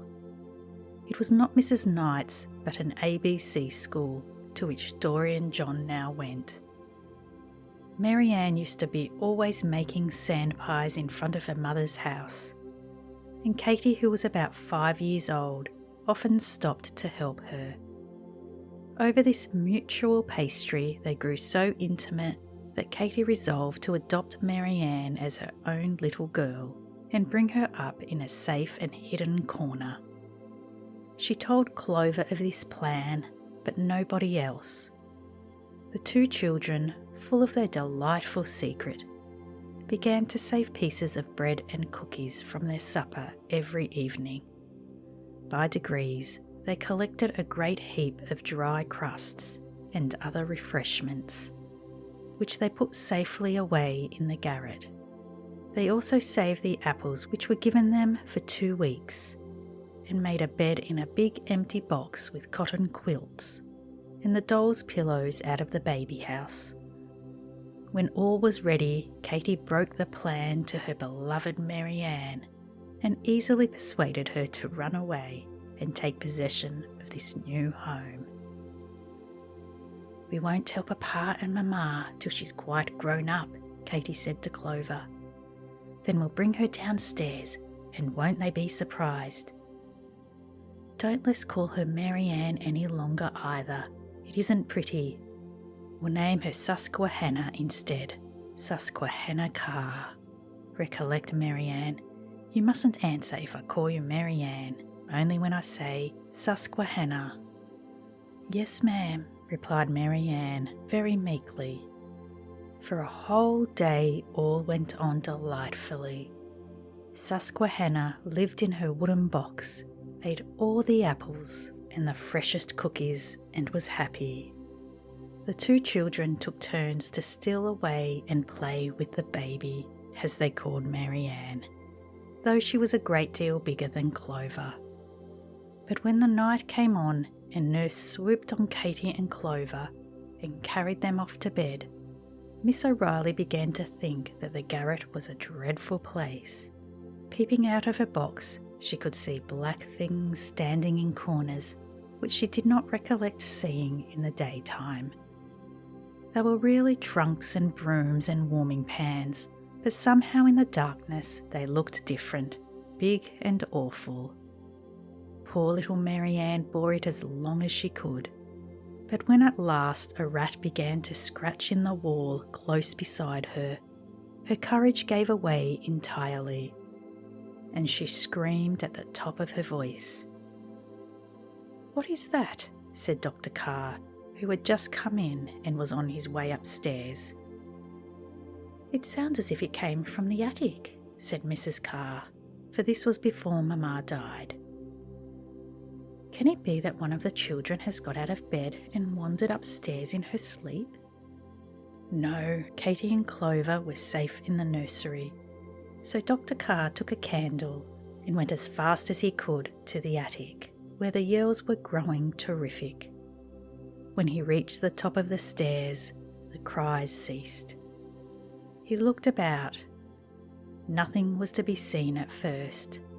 Then a little head appeared over the edge of a big wooden box, and a piteous voice sobbed out, "Miss Katy, and indeed I can't be staying any longer. There's rats in it." "Who on earth are you?" asked the amazed doctor. "Sure, I'm Miss Katy's and Miss Clover's baby, but I don't want to be a baby any longer. I want to go home and see my mother." And again the poor little midge lifted up her voice and wept.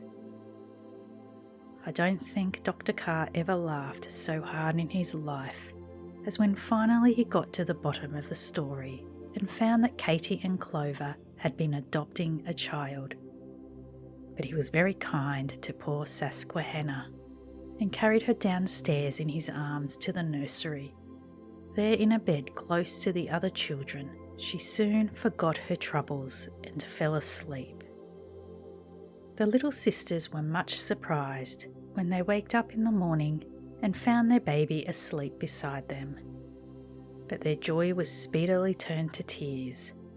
After breakfast, Dr. Carr carried Mary Ann home to her mother, who was in a great fright over her disappearance, and explained to the children that the garret plan must be given up.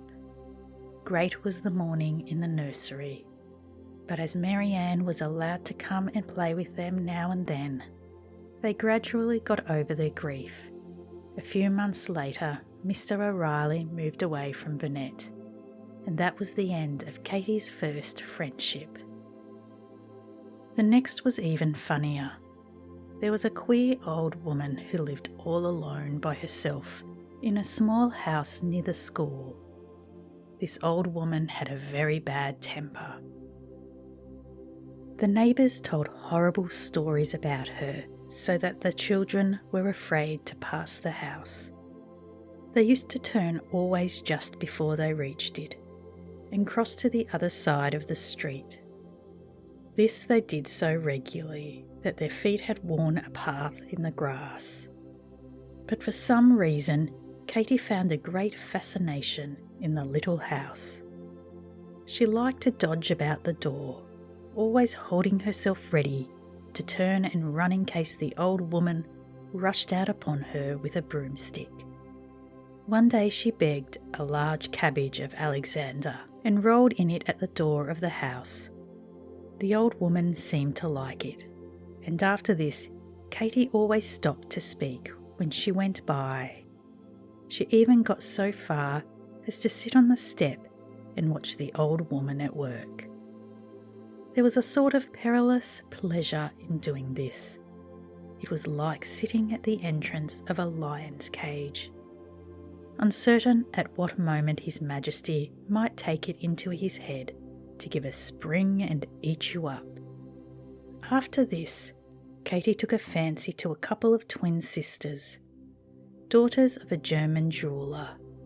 They were quite grown up and always wore dresses exactly alike. Hardly anyone could tell them apart. They spoke very little English, and as Katy didn't know a word of German, the intercourse was confined to smiles and to giving of bunches of flowers, which Katy used to tie up and present to them whenever they passed the gate. She was too shy to do more than just put the flowers in their hands and run away. But the twins were evidently pleased, for one day when Clover happened to be looking out of the window, she saw them open the gate, fasten a little parcel to a bush, and walk rapidly away. Of course she called Katy at once, and the two children flew out to see what the parcel was. It held a bonnet, a beautiful doll's bonnet of blue silk, trimmed with artificial flowers. Upon it was pinned a slip of paper with these words in an odd foreign hand: "To the nice little girl who was so kindly to give us some flowers." You can judge whether Katy and Clover were pleased or not.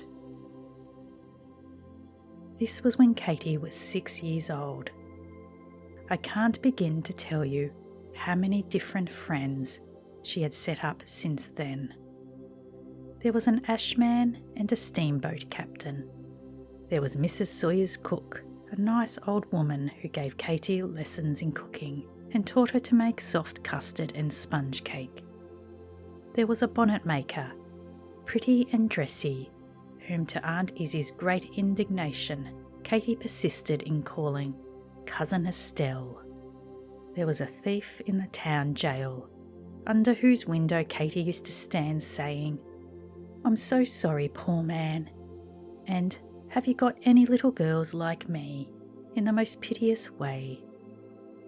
The thief had a piece of string which he let down from the window. Katy would tie rosebuds and cherries to this string, and the thief would draw them up.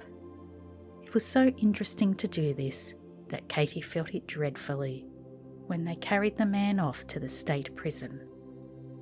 Then followed a short interval of Cornelia Perham, a nice good-natured girl whose father was a fruit merchant. I'm afraid Katy's liking for prunes and white grapes played a part in this intimacy. It was splendid fun to go with Cornelia to her father's big shop and have whole boxes of raisins and drums of figs opened for their amusement, and be allowed to ride up and down in the elevator as much as they liked. But of all Katy's queer acquaintances, Mrs. Spencer, to whom Aunt Izzie had alluded, was the queerest. Mrs. Spencer was a mysterious lady whom nobody ever saw.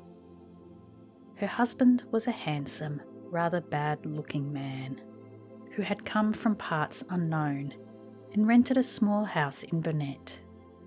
He didn't seem to have any particular business and was away from home a great deal. His wife was said to be an invalid, and people, when they spoke of him, shook their heads and wondered how the poor woman got on all alone in the house while her husband was absent. Of course, Katy was too young to understand these whispers, or the reasons why people were not disposed to think well of Mrs. Spencer. The romance of the closed door and the lady whom nobody saw interested her very much. She used to stop and stare at the windows and wonder what was going on inside, till at last it seemed as if she must know. So one day she took some flowers and Victoria, her favourite doll, and boldly marched into the Spencers' yard. She tapped at the front door, but nobody answered. Then she tapped again. Still nobody answered. She tried the door. It was locked. So shouldering Victoria, she trudged round to the back of the house. As she passed the side door, she saw that it was open a little way. She knocked for the third time, and as no one came, she went in, and passing through the little hall, began to tap at all the inside doors. There seemed to be no people in the house. Katy peeped into the kitchen first.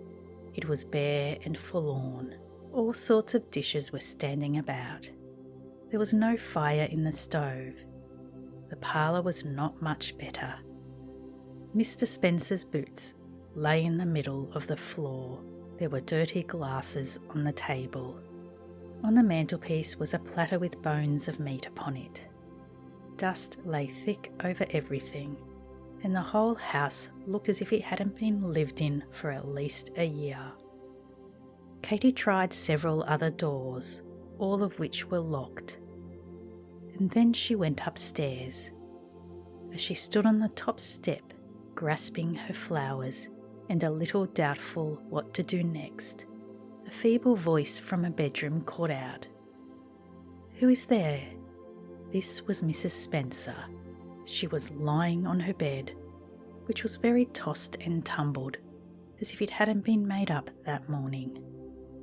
The room was as disorderly and dirty as all the rest of the house, and Mrs. Spencer's wrapper and nightcap were by no means clean, but her face was sweet, and she had beautiful curling hair which fell over the pillow.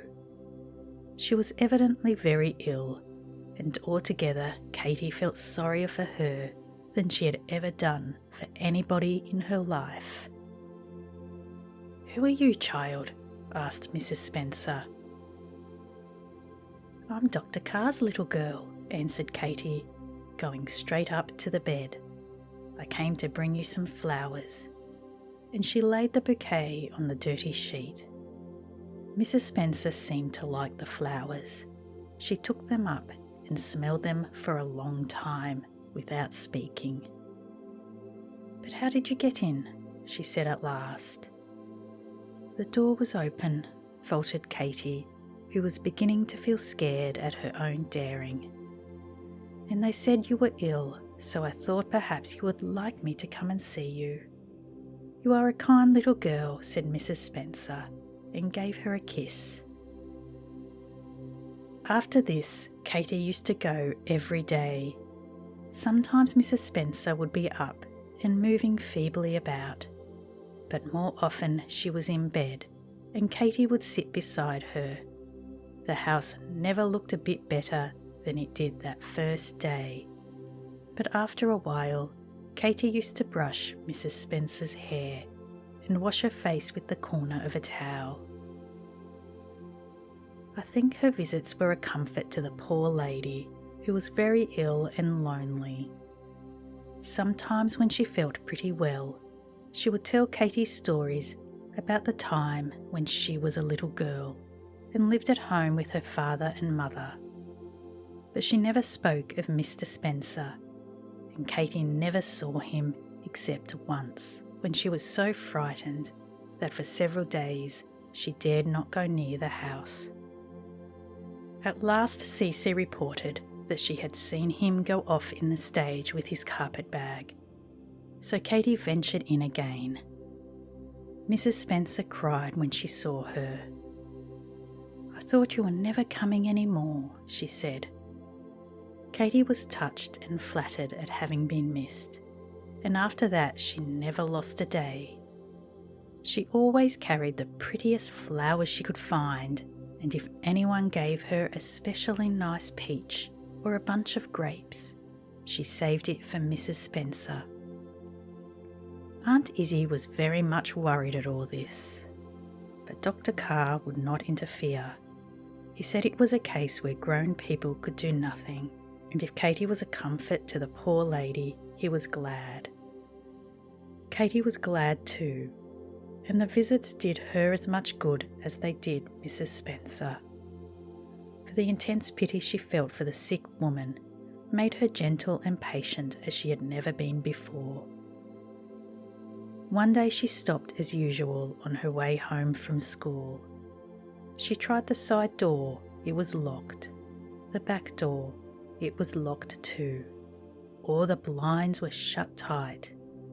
This was very puzzling. As she stood in the yard, a woman put her head out of the window of the next house. "It's no use knocking," she said. "All the folks have gone away." "Gone away where?" asked Katy. "Nobody knows," said the woman. "The gentleman came back in the middle of the night, and this morning before light he had a wagon at the door, and just put in the trunks and the sick lady and drove off. There's been more than one a-knocking besides you since then. But Mr. Pudgett, he's got the key, and nobody can get in without going to him." It was too true. Mrs. Spencer was gone, and Katy never saw her again.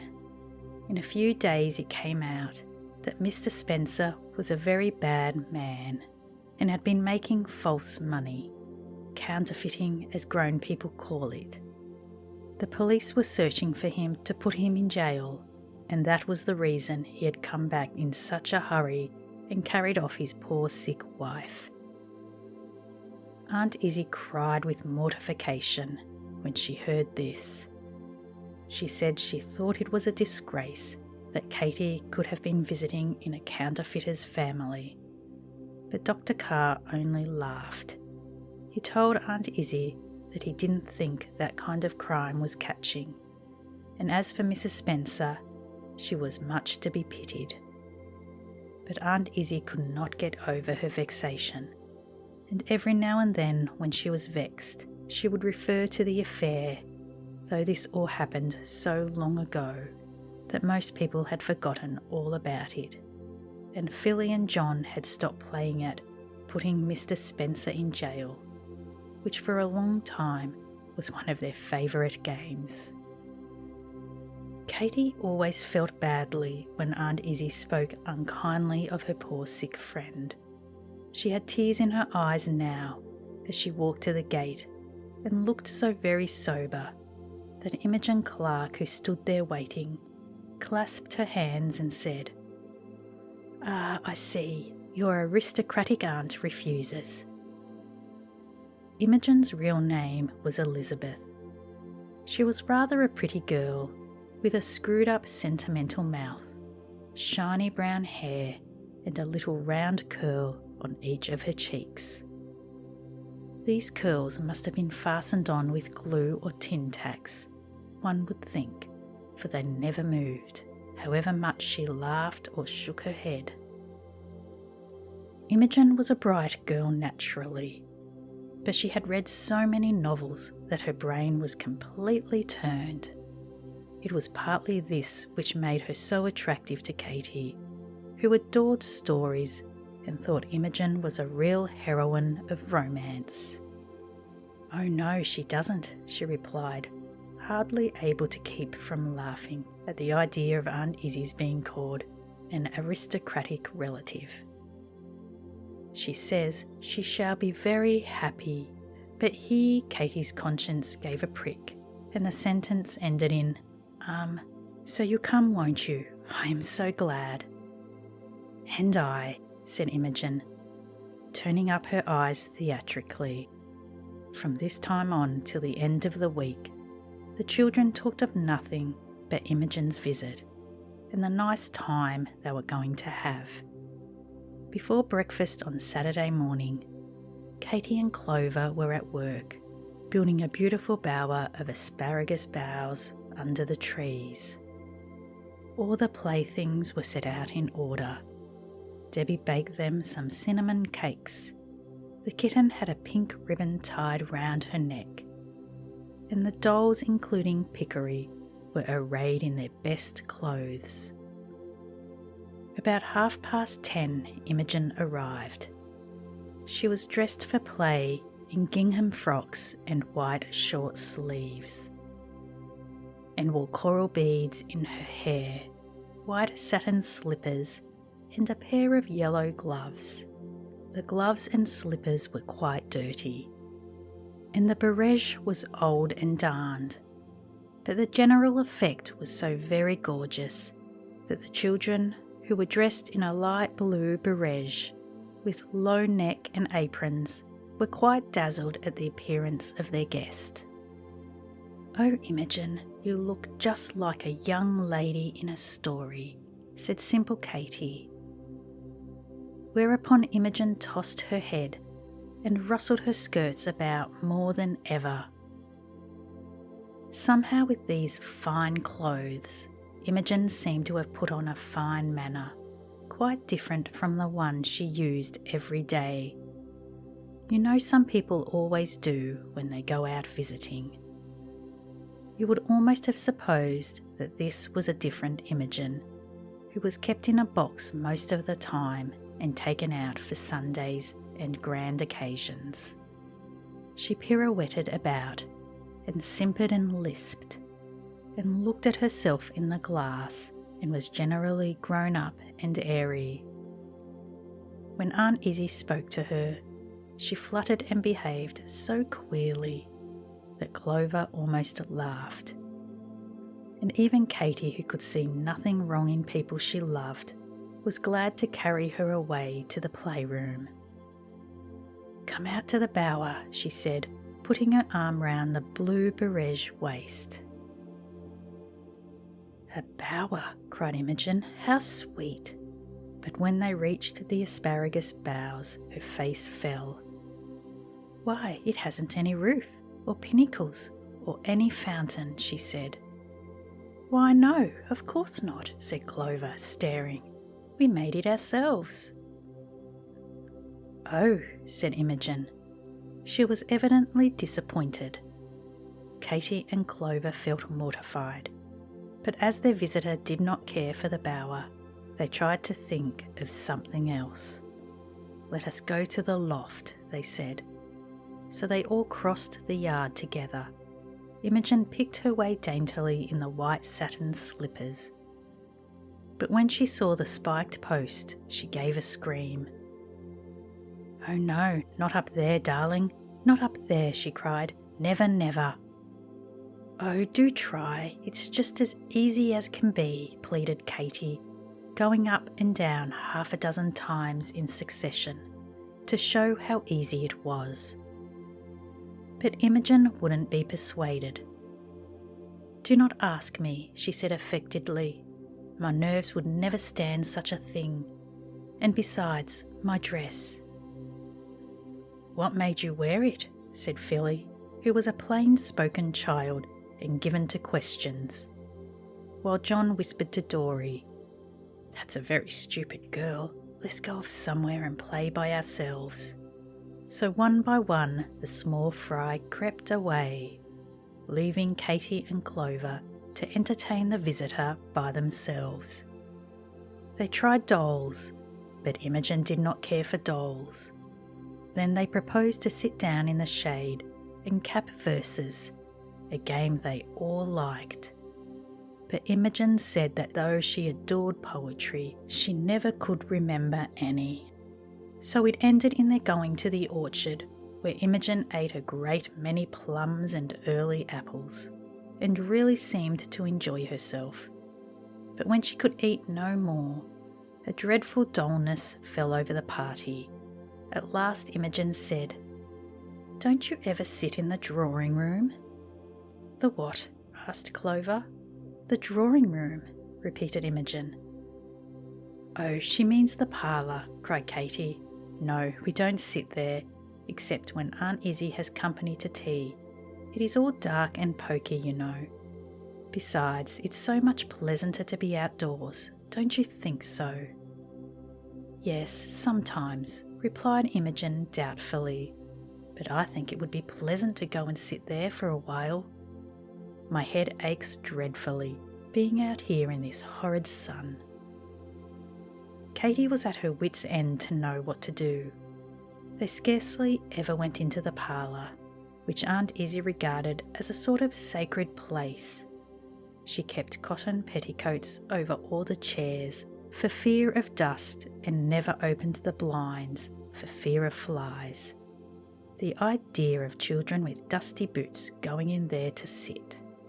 On the other hand, Katy's natural politeness made it hard to refuse a visitor anything she asked for. And besides, it was not dreadful to think that Imogen might go away and report Katy Carr isn't allowed to sit in the best room, even when she has company. With a quaking heart, she led the way to the parlour. She dared not open the blinds, so the room looked very dark. She could just see Imogen's figure as she sat on the sofa, and Clover twirling uneasily about on the piano stool. All the time she kept listening to hear if Aunt Izzie were not coming, and altogether the parlour was a dismal place to her, not half so pleasant as the asparagus bower, where they felt perfectly safe. But Imogen, who for the first time seemed comfortable, began to talk. Her talk was about herself. Such stories she told about the things which had happened to her. All the young ladies in the ledger put together never had stranger adventures.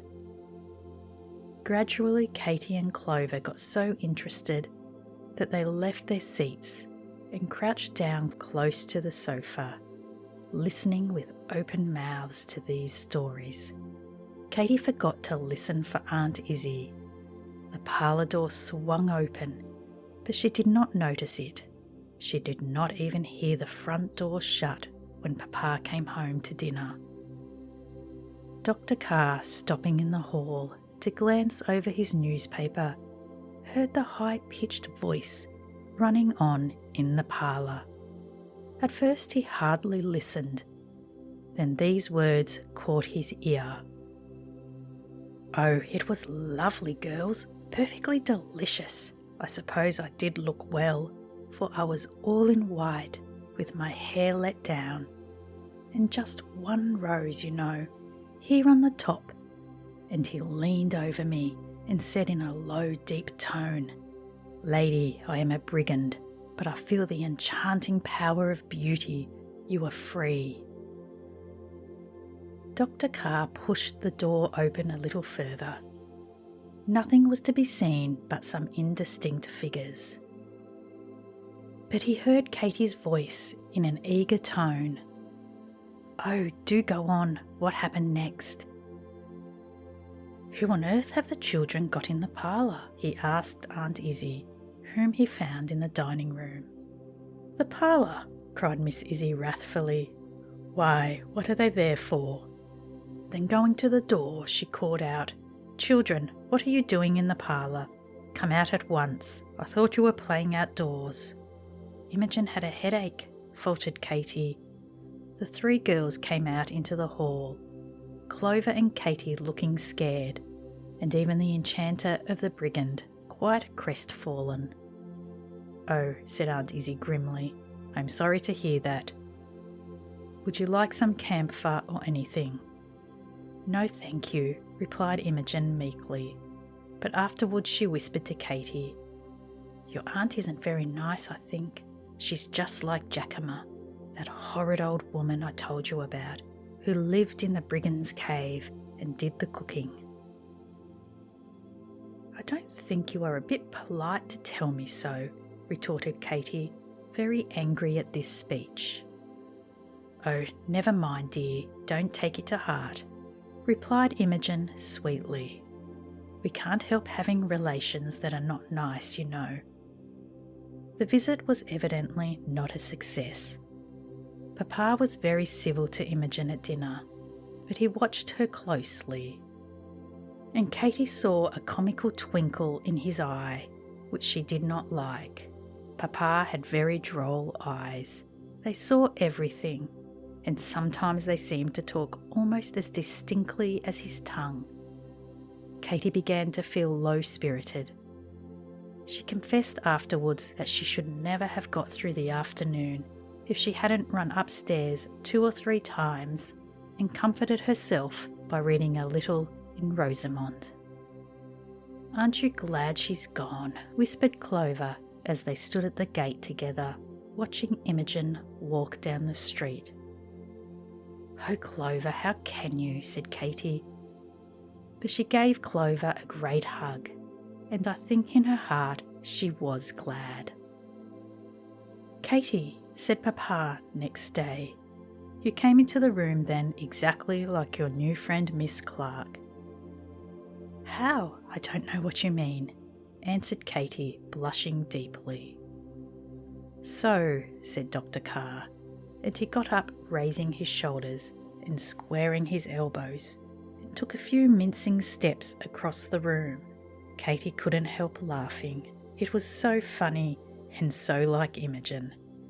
Then Papa sat down again and drew her close to him.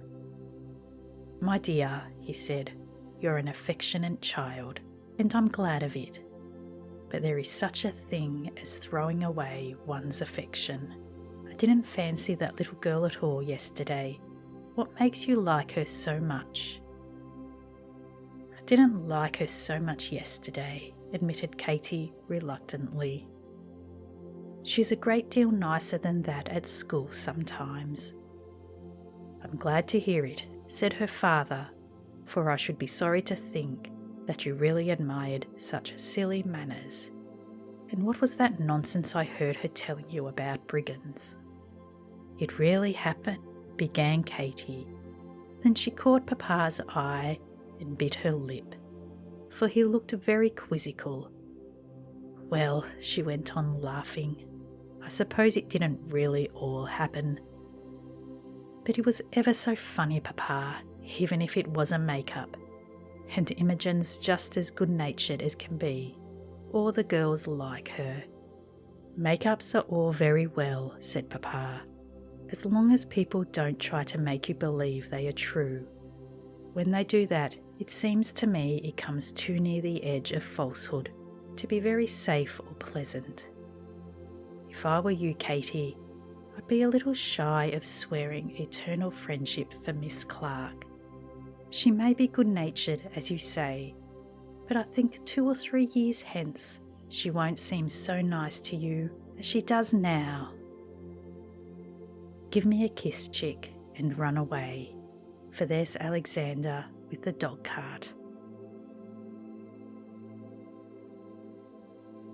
Chapter 7. Cousin Helen's Visit.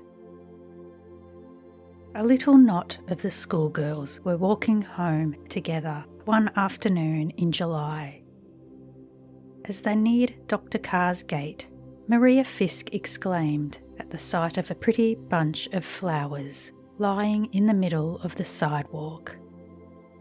"Oh my," she cried, "see what somebody's dropped. I'm going to have it." She stooped to pick it up, but just as her fingers touched the stems, the nosegay, as if bewitched, began to move. Maria made a bewildered clutch. The nosegay moved faster, and at last vanished under the gate, while a giggle sounded from the other side of the hedge. "Did you see that?" shrieked Maria. "Those flowers ran away of themselves." "Nonsense," said Katy. "It's those absurd children." Then opening the gate, she called, "John, Dory, come out and show yourselves." But nobody replied, and no one could be seen. The nosegay lay on the path, however, and picking it up, Katy exhibited to the girls a long end of black thread tied to the stems. "That's a very favourite trick of Johnny's," she said. "She and Dory are always tying up flowers and putting them out on the walk to tease people. Here, Maria, take them if you like, though I don't think John's taste in bouquets is very good." "Isn't it splendid to have vacation come?" said one of the bigger girls. "What are you all going to do?" we're going to the seaside. Papa says he'll take Susie and me to Niagara, said Maria. I'm going to pay my aunt a visit, said Alice Blair. She lives in a really lovely place in the country, and there's a pond there, and Tom, that's my cousin, says he'll teach me to row. What are you going to do, Katy? Oh, I don't know. Play about and have splendid times, replied Katy, throwing her bag of books into the air and catching it again.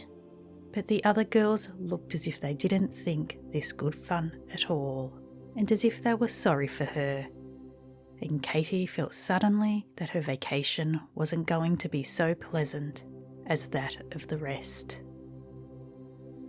I wish Papa would take us somewhere, she said to Clover as they walked up the gravel path. All the other girls' papas do. He's too busy, replied Clover. Besides, I don't think any of the rest of the girls have half such good times as we. Ellen Robbins said she'd give $1 million for such nice brothers and sisters as ours to play with. And, you know, Maria and Susie have awful times at home, though they do go places. Mrs. Fisk is so particular. She always says don't, and they haven't got any yard to their house or anything. I wouldn't change. Nor I, said Katy, cheering up at these words of wisdom.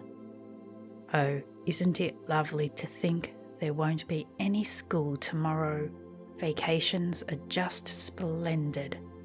And she gave her bag another toss. It fell to the ground with a crash. There, you've cracked your slate, said Clover. No matter, I shan't want it again for 8 weeks, replied Katy comfortably as they ran up the steps. They burst open the front door and raced upstairs crying, Hurrah, hurrah! Vacation's begun. Aunt Izzie, vacation's begun. Then they stopped short, for lo, the upper hall was all in confusion. Sounds of beating and dusting came from the spare room. Tables and chairs were standing about, and a cot bed, which seemed to be taking a walk all by itself, had stopped short at the head of the stairs and barred the way.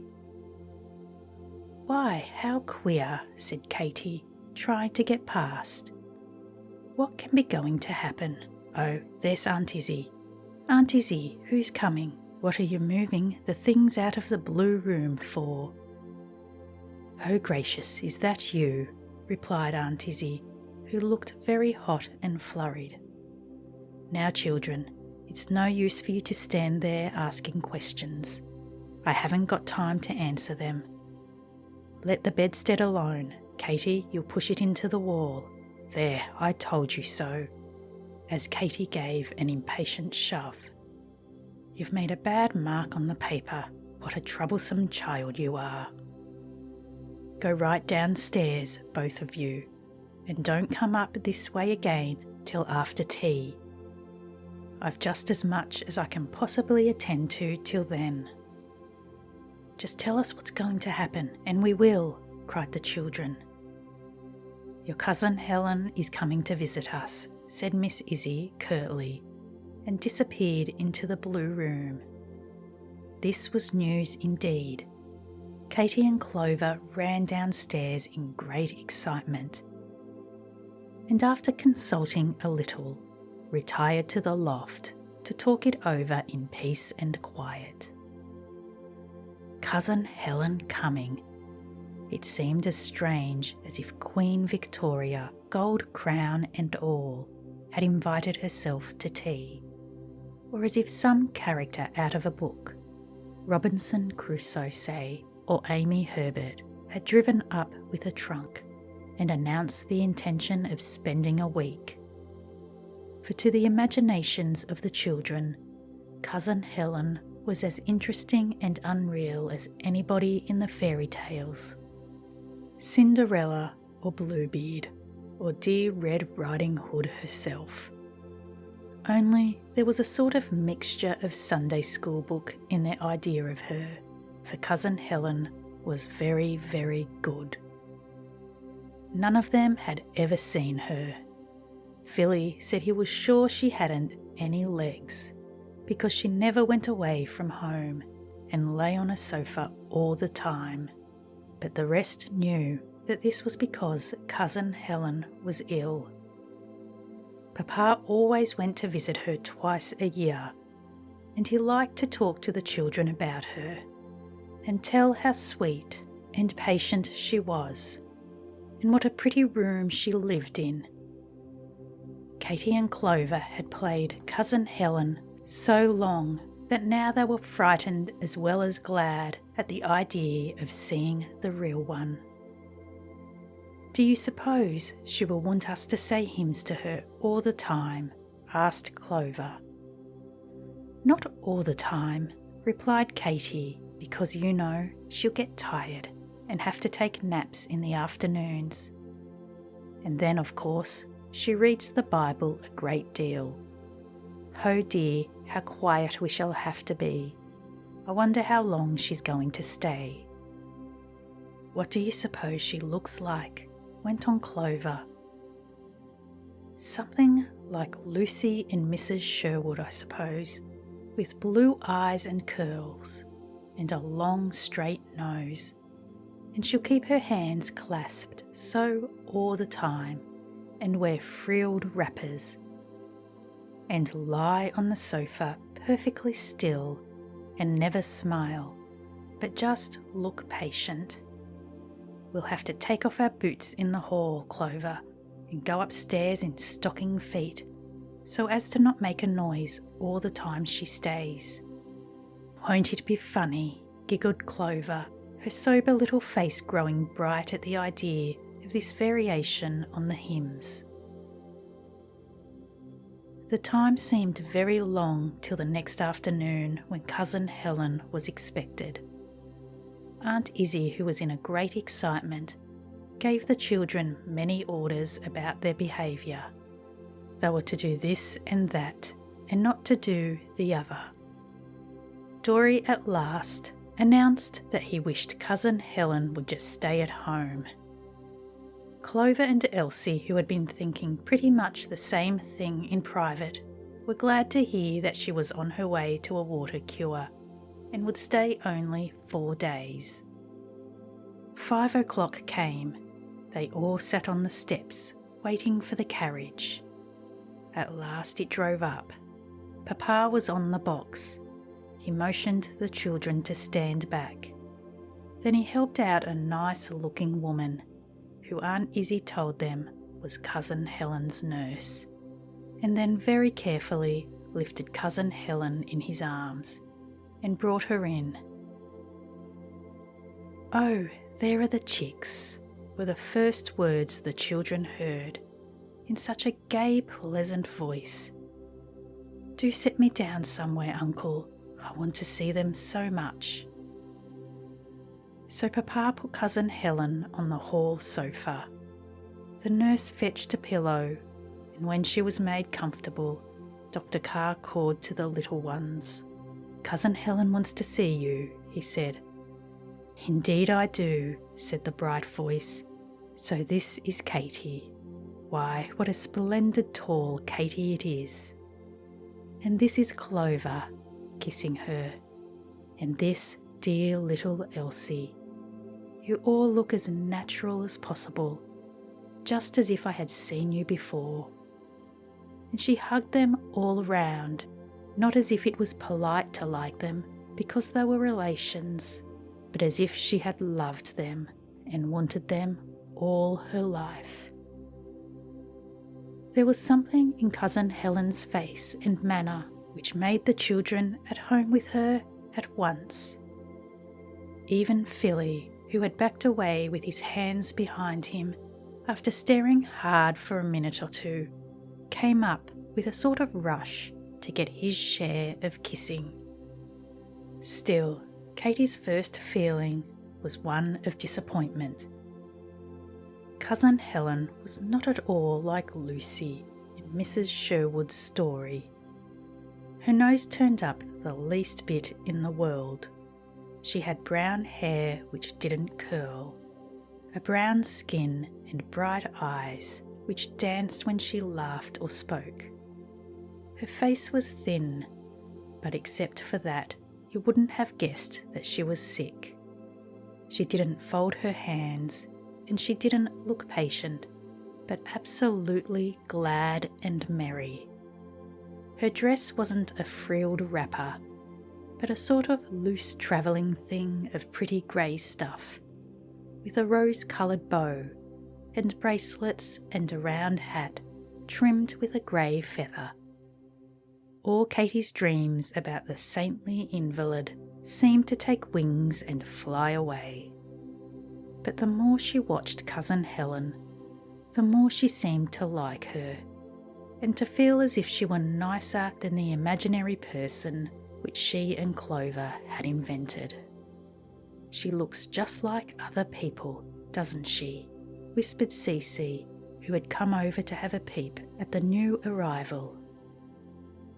"Yes," replied Katy doubtfully, "only a great deal prettier."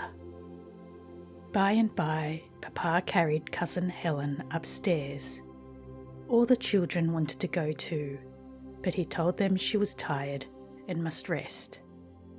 So they went outdoors to play till tea time. "Oh, do let me take up the tray," cried Katy at the tea table as she watched Aunt Izzie getting ready Cousin Helen's supper. Such a nice supper, cold chicken and raspberries and cream, and tea in a pretty pink and white china cup. And such a snow-white napkin as Aunt Izzie spread over the tray.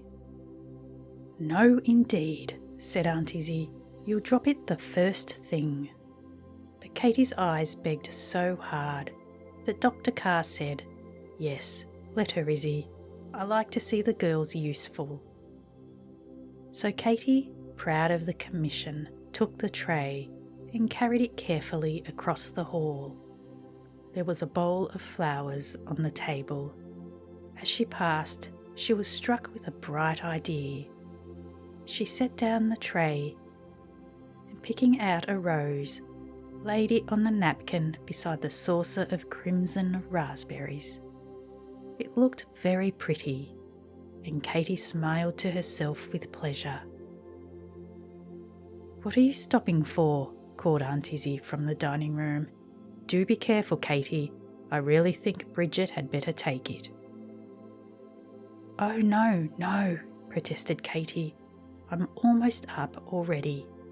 And she sped upstairs as fast as she could go. Luckless speed. She had just reached the door of the blue room when she tripped upon her bootlace, which as usual was dangling, made a misstep and stumbled. She caught at the door to save herself. The door flew open, and Katy, with the tray, cream, raspberries, rose and all, descended in a confused heap upon the carpet. "I told you so," exclaimed Aunt Izzie from the bottom of the stairs. Katy never forgot how kind Cousin Helen was on this occasion. She was in bed and was of course a good deal startled at the sudden crash and tumble on her floor. But after one little jump, nothing could have been sweeter than the way in which she comforted poor crestfallen Katy, and made so merry over the accident that even Aunt Izzie almost forgot to scold.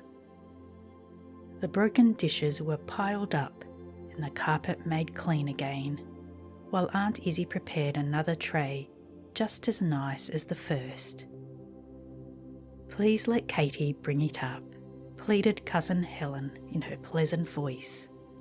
"I'm sure she will be careful this time. And Katy, I want just such another rose on the napkin. That was your doing, wasn't it?" Katy was careful this time, and all went well. The tray was placed safely on a little table beside the bed, and Katy sat watching Cousin Helen eat her supper with a warm, loving feeling at her heart. I think we are scarcely ever so grateful to people as when they help us to get back our own self-esteem. Cousin Helen hadn't much appetite, though she declared everything was delicious. Katy could see that she was very tired.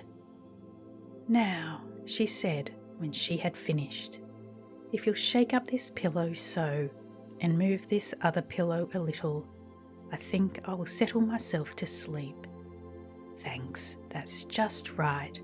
Why, Katy dear, you are a born nurse. Now kiss me good night.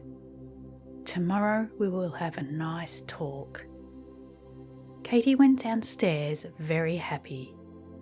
"Cousin Helen's perfectly lovely," she told Clover, "and she's got on the most beautiful nightgown, all lace and ruffles.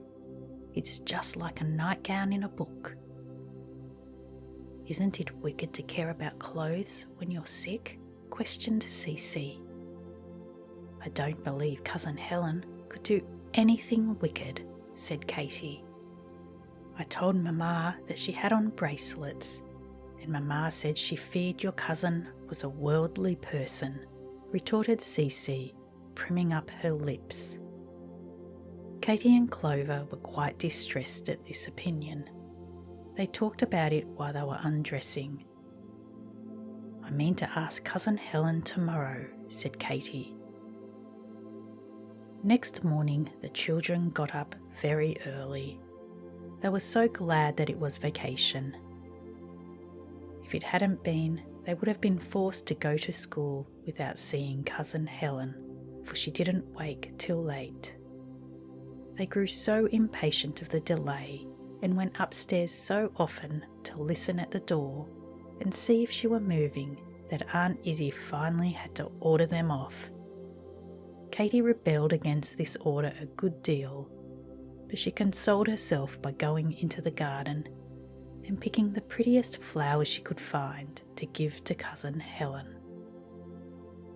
When Aunt Izzie let her go up, Cousin Helen was lying on the sofa, dressed for the day in a fresh blue muslin, with blue ribbons and pretty bronze slippers with rosettes on the toes. The sofa had been wheeled round with its back to the light. There was a cushion with a pretty fluted cover that Katy had never seen before, and several other things were scattered about, which gave the room quite a different air. All the house was neat, but somehow Aunt Izzie's rooms never were pretty. Children's eyes are quick to perceive such things, and Katy saw at once that the blue room had never looked like this. Cousin Helen was white and tired, but her eyes and smile were as bright as ever. She was delighted with the flowers which Katy presented rather shyly. "Oh, how lovely," she said. "I must put them in water immediately. Katy dear, won't you bring that little vase on the bureau and set it on this chair beside me? And please pour a little water into it first." "What a beauty!" cried Katy as she lifted the graceful white cup, swung on a gilt stand. "Is it yours, Cousin Helen?" "Yes, it is my pet vase. It stands on a little table beside me at home, and I fancied that the water cure would seem more home-like if I had it with me there. So I brought it along. But why do you look so puzzled, Katy? Does it seem queer that a vase should travel about in a trunk?" "No," said Katy slowly. "I was only thinking, is it worldly to have pretty things when you're sick?" Cousin Helen laughed heartily. "What put that idea into your head?" she asked. "Cece said so when I told her about your beautiful nightgown." Cousin Helen laughed again. "Well," she said, "I'll tell you what I think, Katy. pretty things are no more worldly than ugly ones, except when they spoil us by making us vain or careless of the comfort of other people, and sickness is such a disagreeable thing in itself that unless sick people take great pains, they soon grow to be eyesores to themselves and everybody about them. I don't think it is possible for an invalid to be too particular, and when one has the backache and the headache and the all-over ache, she added, smiling, there isn't much danger of growing vain because of a ruffle more or less on one's nightgown or a bit of bright ribbon. Then she began to arrange the flowers, touching each separate one gently as if she loved it. What a queer noise, she exclaimed, suddenly stopping. It was queer, a sort of snuffling and snorting sound, as if a walrus or a seahorse were promenading up and down the hall. Katy opened the door. Behold, there were John and Dory, very red in the face from flattening their noses against the keyhole in a vain attempt to see if Cousin Helen were up and ready to receive company. "Oh, let them come in," cried Cousin Helen from her sofa. So they came in, followed before long by Clover and Elsie. Such a merry morning as they had. Cousin Helen proved to possess a perfect genius for storytelling and for suggesting games which could be played about her sofa and did not make more noise than she could bear. Aunt Izzie, dropping in about 11 o'clock, found them having such a good time that almost before she knew it, she was drawn into the game too. Nobody had ever heard of such a thing before. There sat Aunt Izzie on the floor with 3 long lamplighters stuck in her hair, playing "I'm a genteel lady, always genteel," in the jolliest manner possible. The children were so enchanted at the spectacle that they could hardly attend to the game, and were always forgetting how many horns they had. Clover privately thought that Cousin Helen must be a witch, and Papa, when he came home at noon, said almost the same thing. "What have you been doing to them, Helen?" he inquired as he opened the door and saw the merry circle on the carpet. Aunt Izzie's hair was half pulled down, and Philly was rolling over and over in convulsions of laughter. But Cousin Helen said she hadn't done anything, and pretty soon Papa was playing on the floor too. "I must put a stop to this," he cried, when everybody was tired of laughing, and everybody's head was stuck as full of paper quills as a porcupine's back. "Cousin Helen will be worn out. Run away, all of you, and don't come near this door again till the clock strikes 4. Do you hear me, chicks? Run, run, shoo, shoo." The children scuttled away like a brood of fowls, all but Katy. "Oh, Papa, I'll be so quiet," she pleaded. "Mightn't I stay just till the dinner bell rings?" "Do let her," said Cousin Helen, so Papa said yes. Katy sat on the floor holding Cousin Helen's hand and listening to her talk with Papa. It interested her, though it was about things and people she did not know. "How is Alex?" asked Dr. Carr at length. "Quite well now," replied Cousin Helen, with one of her brightest looks. "He was run down and tired in the spring, and we were a little anxious about him, but Emma persuaded him to take a fortnight's vacation, and he came back all right." "Do you see them often?" "Almost every day, and little Helen comes every day, you know, for her lessons." "Is she as pretty as she used to be?" "Oh yes, prettier, I think. She is a lovely little creature. Having her so much with me is one of my greatest treats. Alex tries to think that she looks a little as I used to, but that is a compliment so great that I dare not appropriate it." Dr. Carr stooped and kissed Cousin Helen, as if he could not help it. "My dear child," he said. That was all, but something in the tone made Katy curious. "Papa," she said after dinner, "who is Alex that you and Cousin Helen were talking about?" "Why, Katy, what makes you want to know?" "I can't exactly tell, only Cousin Helen looked so, and you kissed her, and I thought perhaps it was something interesting." "So it is," said Dr. Carr, drawing her onto his knee. "I've a mind to tell you about it, Katy, because you're old enough to see how beautiful it is, and wise enough, I hope, not to chatter or ask questions. Alex is the name of somebody who long ago, when Cousin Helen was well and strong, she loved and expected to marry." "Oh, why didn't she?" cried Katy. "She met with a dreadful accident," continued Dr. Carr. "For a long time they thought she would die. Then she grew slowly better, and the doctors told her that she might live a good many years, but that she would have to lie on her sofa always, and be helpless and a cripple." Alex felt it dreadfully when he heard this. He wanted to marry Cousin Helen just the same, and be her nurse and take care of her always, but she would not consent. She broke the engagement and told him that someday she hoped he would love somebody else well enough to marry her. So after a good many years he did, and now he and his wife live next door to Cousin Helen and are her dearest friends. Their little girl is named Helen. All their plans are talked over with her, and there is nobody in the world they think so much of.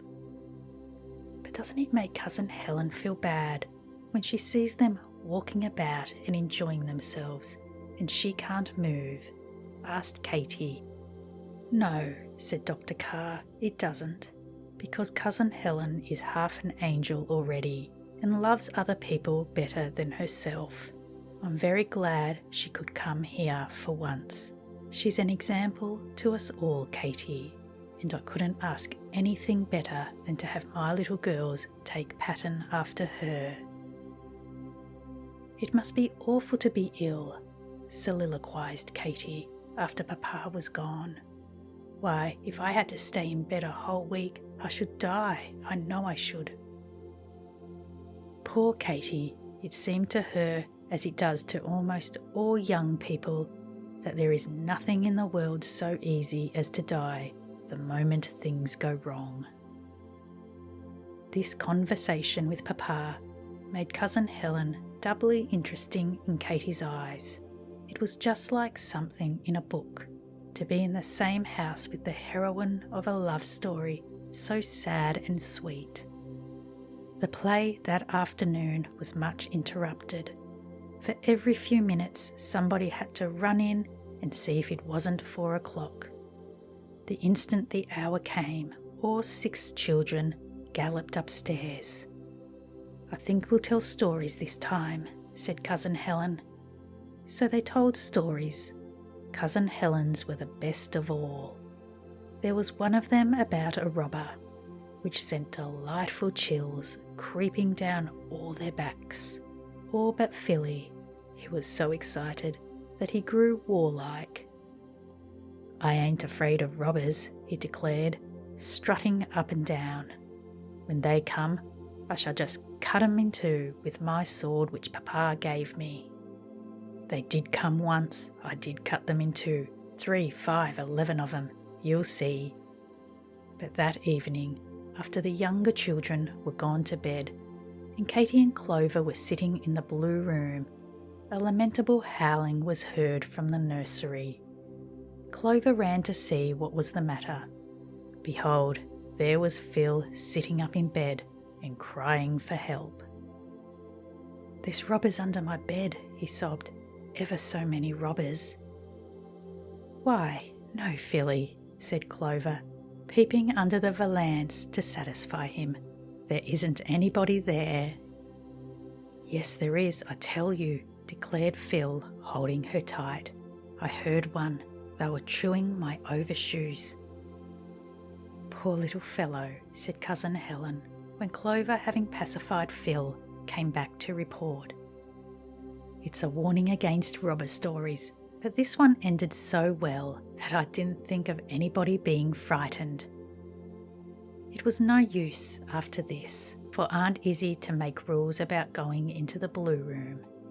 She might as well have ordered flies to keep away from a sugar bowl. By hook or by crook, the children would go upstairs. Whenever Aunt Izzie went in, she was sure to find them there, just as close to Cousin Helen as they could get, and Cousin Helen begged her not to interfere. We have only 3 or 4 days to be together, she said. Let them come as much as they like. It won't hurt me a bit. Little Elsie clung with a passionate love to this new friend. Cousin Helen had sharp eyes. She saw the wistful look in Elsie's face at once, and took special pains to be sweet and tender to her. This preference made Katy jealous. She couldn't bear to share her cousin with anybody. When the last evening came, and they went up after tea to the blue room, Cousin Helen was opening a box which had just come. It is a goodbye box, she said. All of you must sit down in a row, and when I hide my hands behind me so, you must choose in turn which you will take. So they all chose in turn. Which hand will you have, the right or the left? Said Cousin Helen, with the air of a wise fairy, brought out from behind her pillow something pretty for each one. First came a vase exactly like her own, which Katy had admired so much. Oh, how lovely, she cried. I'll keep it as long as I live and breathe. If you do, it'll be the first time you ever kept anything for a week without breaking it, remarked Aunt Izzie. Next came a pretty purple pocketbook for Clover. It was just what she wanted. Then a sweet little locket on a bit of velvet ribbon, which Cousin Helen tied round Elsie's neck. There's a piece of my hair in it, she said. Why, Elsie darling, what's the matter? Don't cry so. Oh, you're so beautiful and so sweet, sobbed Elsie, and you're going away. Dory had a box of dominoes, and John a solitaire board. For Phil there appeared a book, The History of the Robber Cat. That will remind you of the night when the thieves came and chewed your overshoes, said Cousin Helen mischievously. Nobody was forgotten. There was a notebook for Papa, and a set of ivory tablets for Aunt Izzie. Even Cece was remembered. Her present was the Book of Golden Deeds, with all sorts of stories about boys and girls who had done brave and good things. She was almost too pleased to speak. Oh, thank you, Cousin Helen, she said at last. Cece wasn't a cousin, but she and the Carr children were in the habit of sharing their aunts and uncles and relations generally. Next day came the sad parting. All the little ones stood at the gate to wave their pocket handkerchiefs as the carriage drove away. When it was quite out of sight, Katy rushed off to weep a little weep, all by herself. Papa said he wished we were all like Cousin Helen, she thought as she wiped her eyes, and I mean to try, though I don't suppose if I tried 1,000 years I should ever get to be half so good. I'll study and keep my things in order and be ever so kind to the little ones. Dear me, if only Aunt Izzie was Cousin Helen, how easy it would be. Never mind, I'll think about her all the time, and I'll begin tomorrow.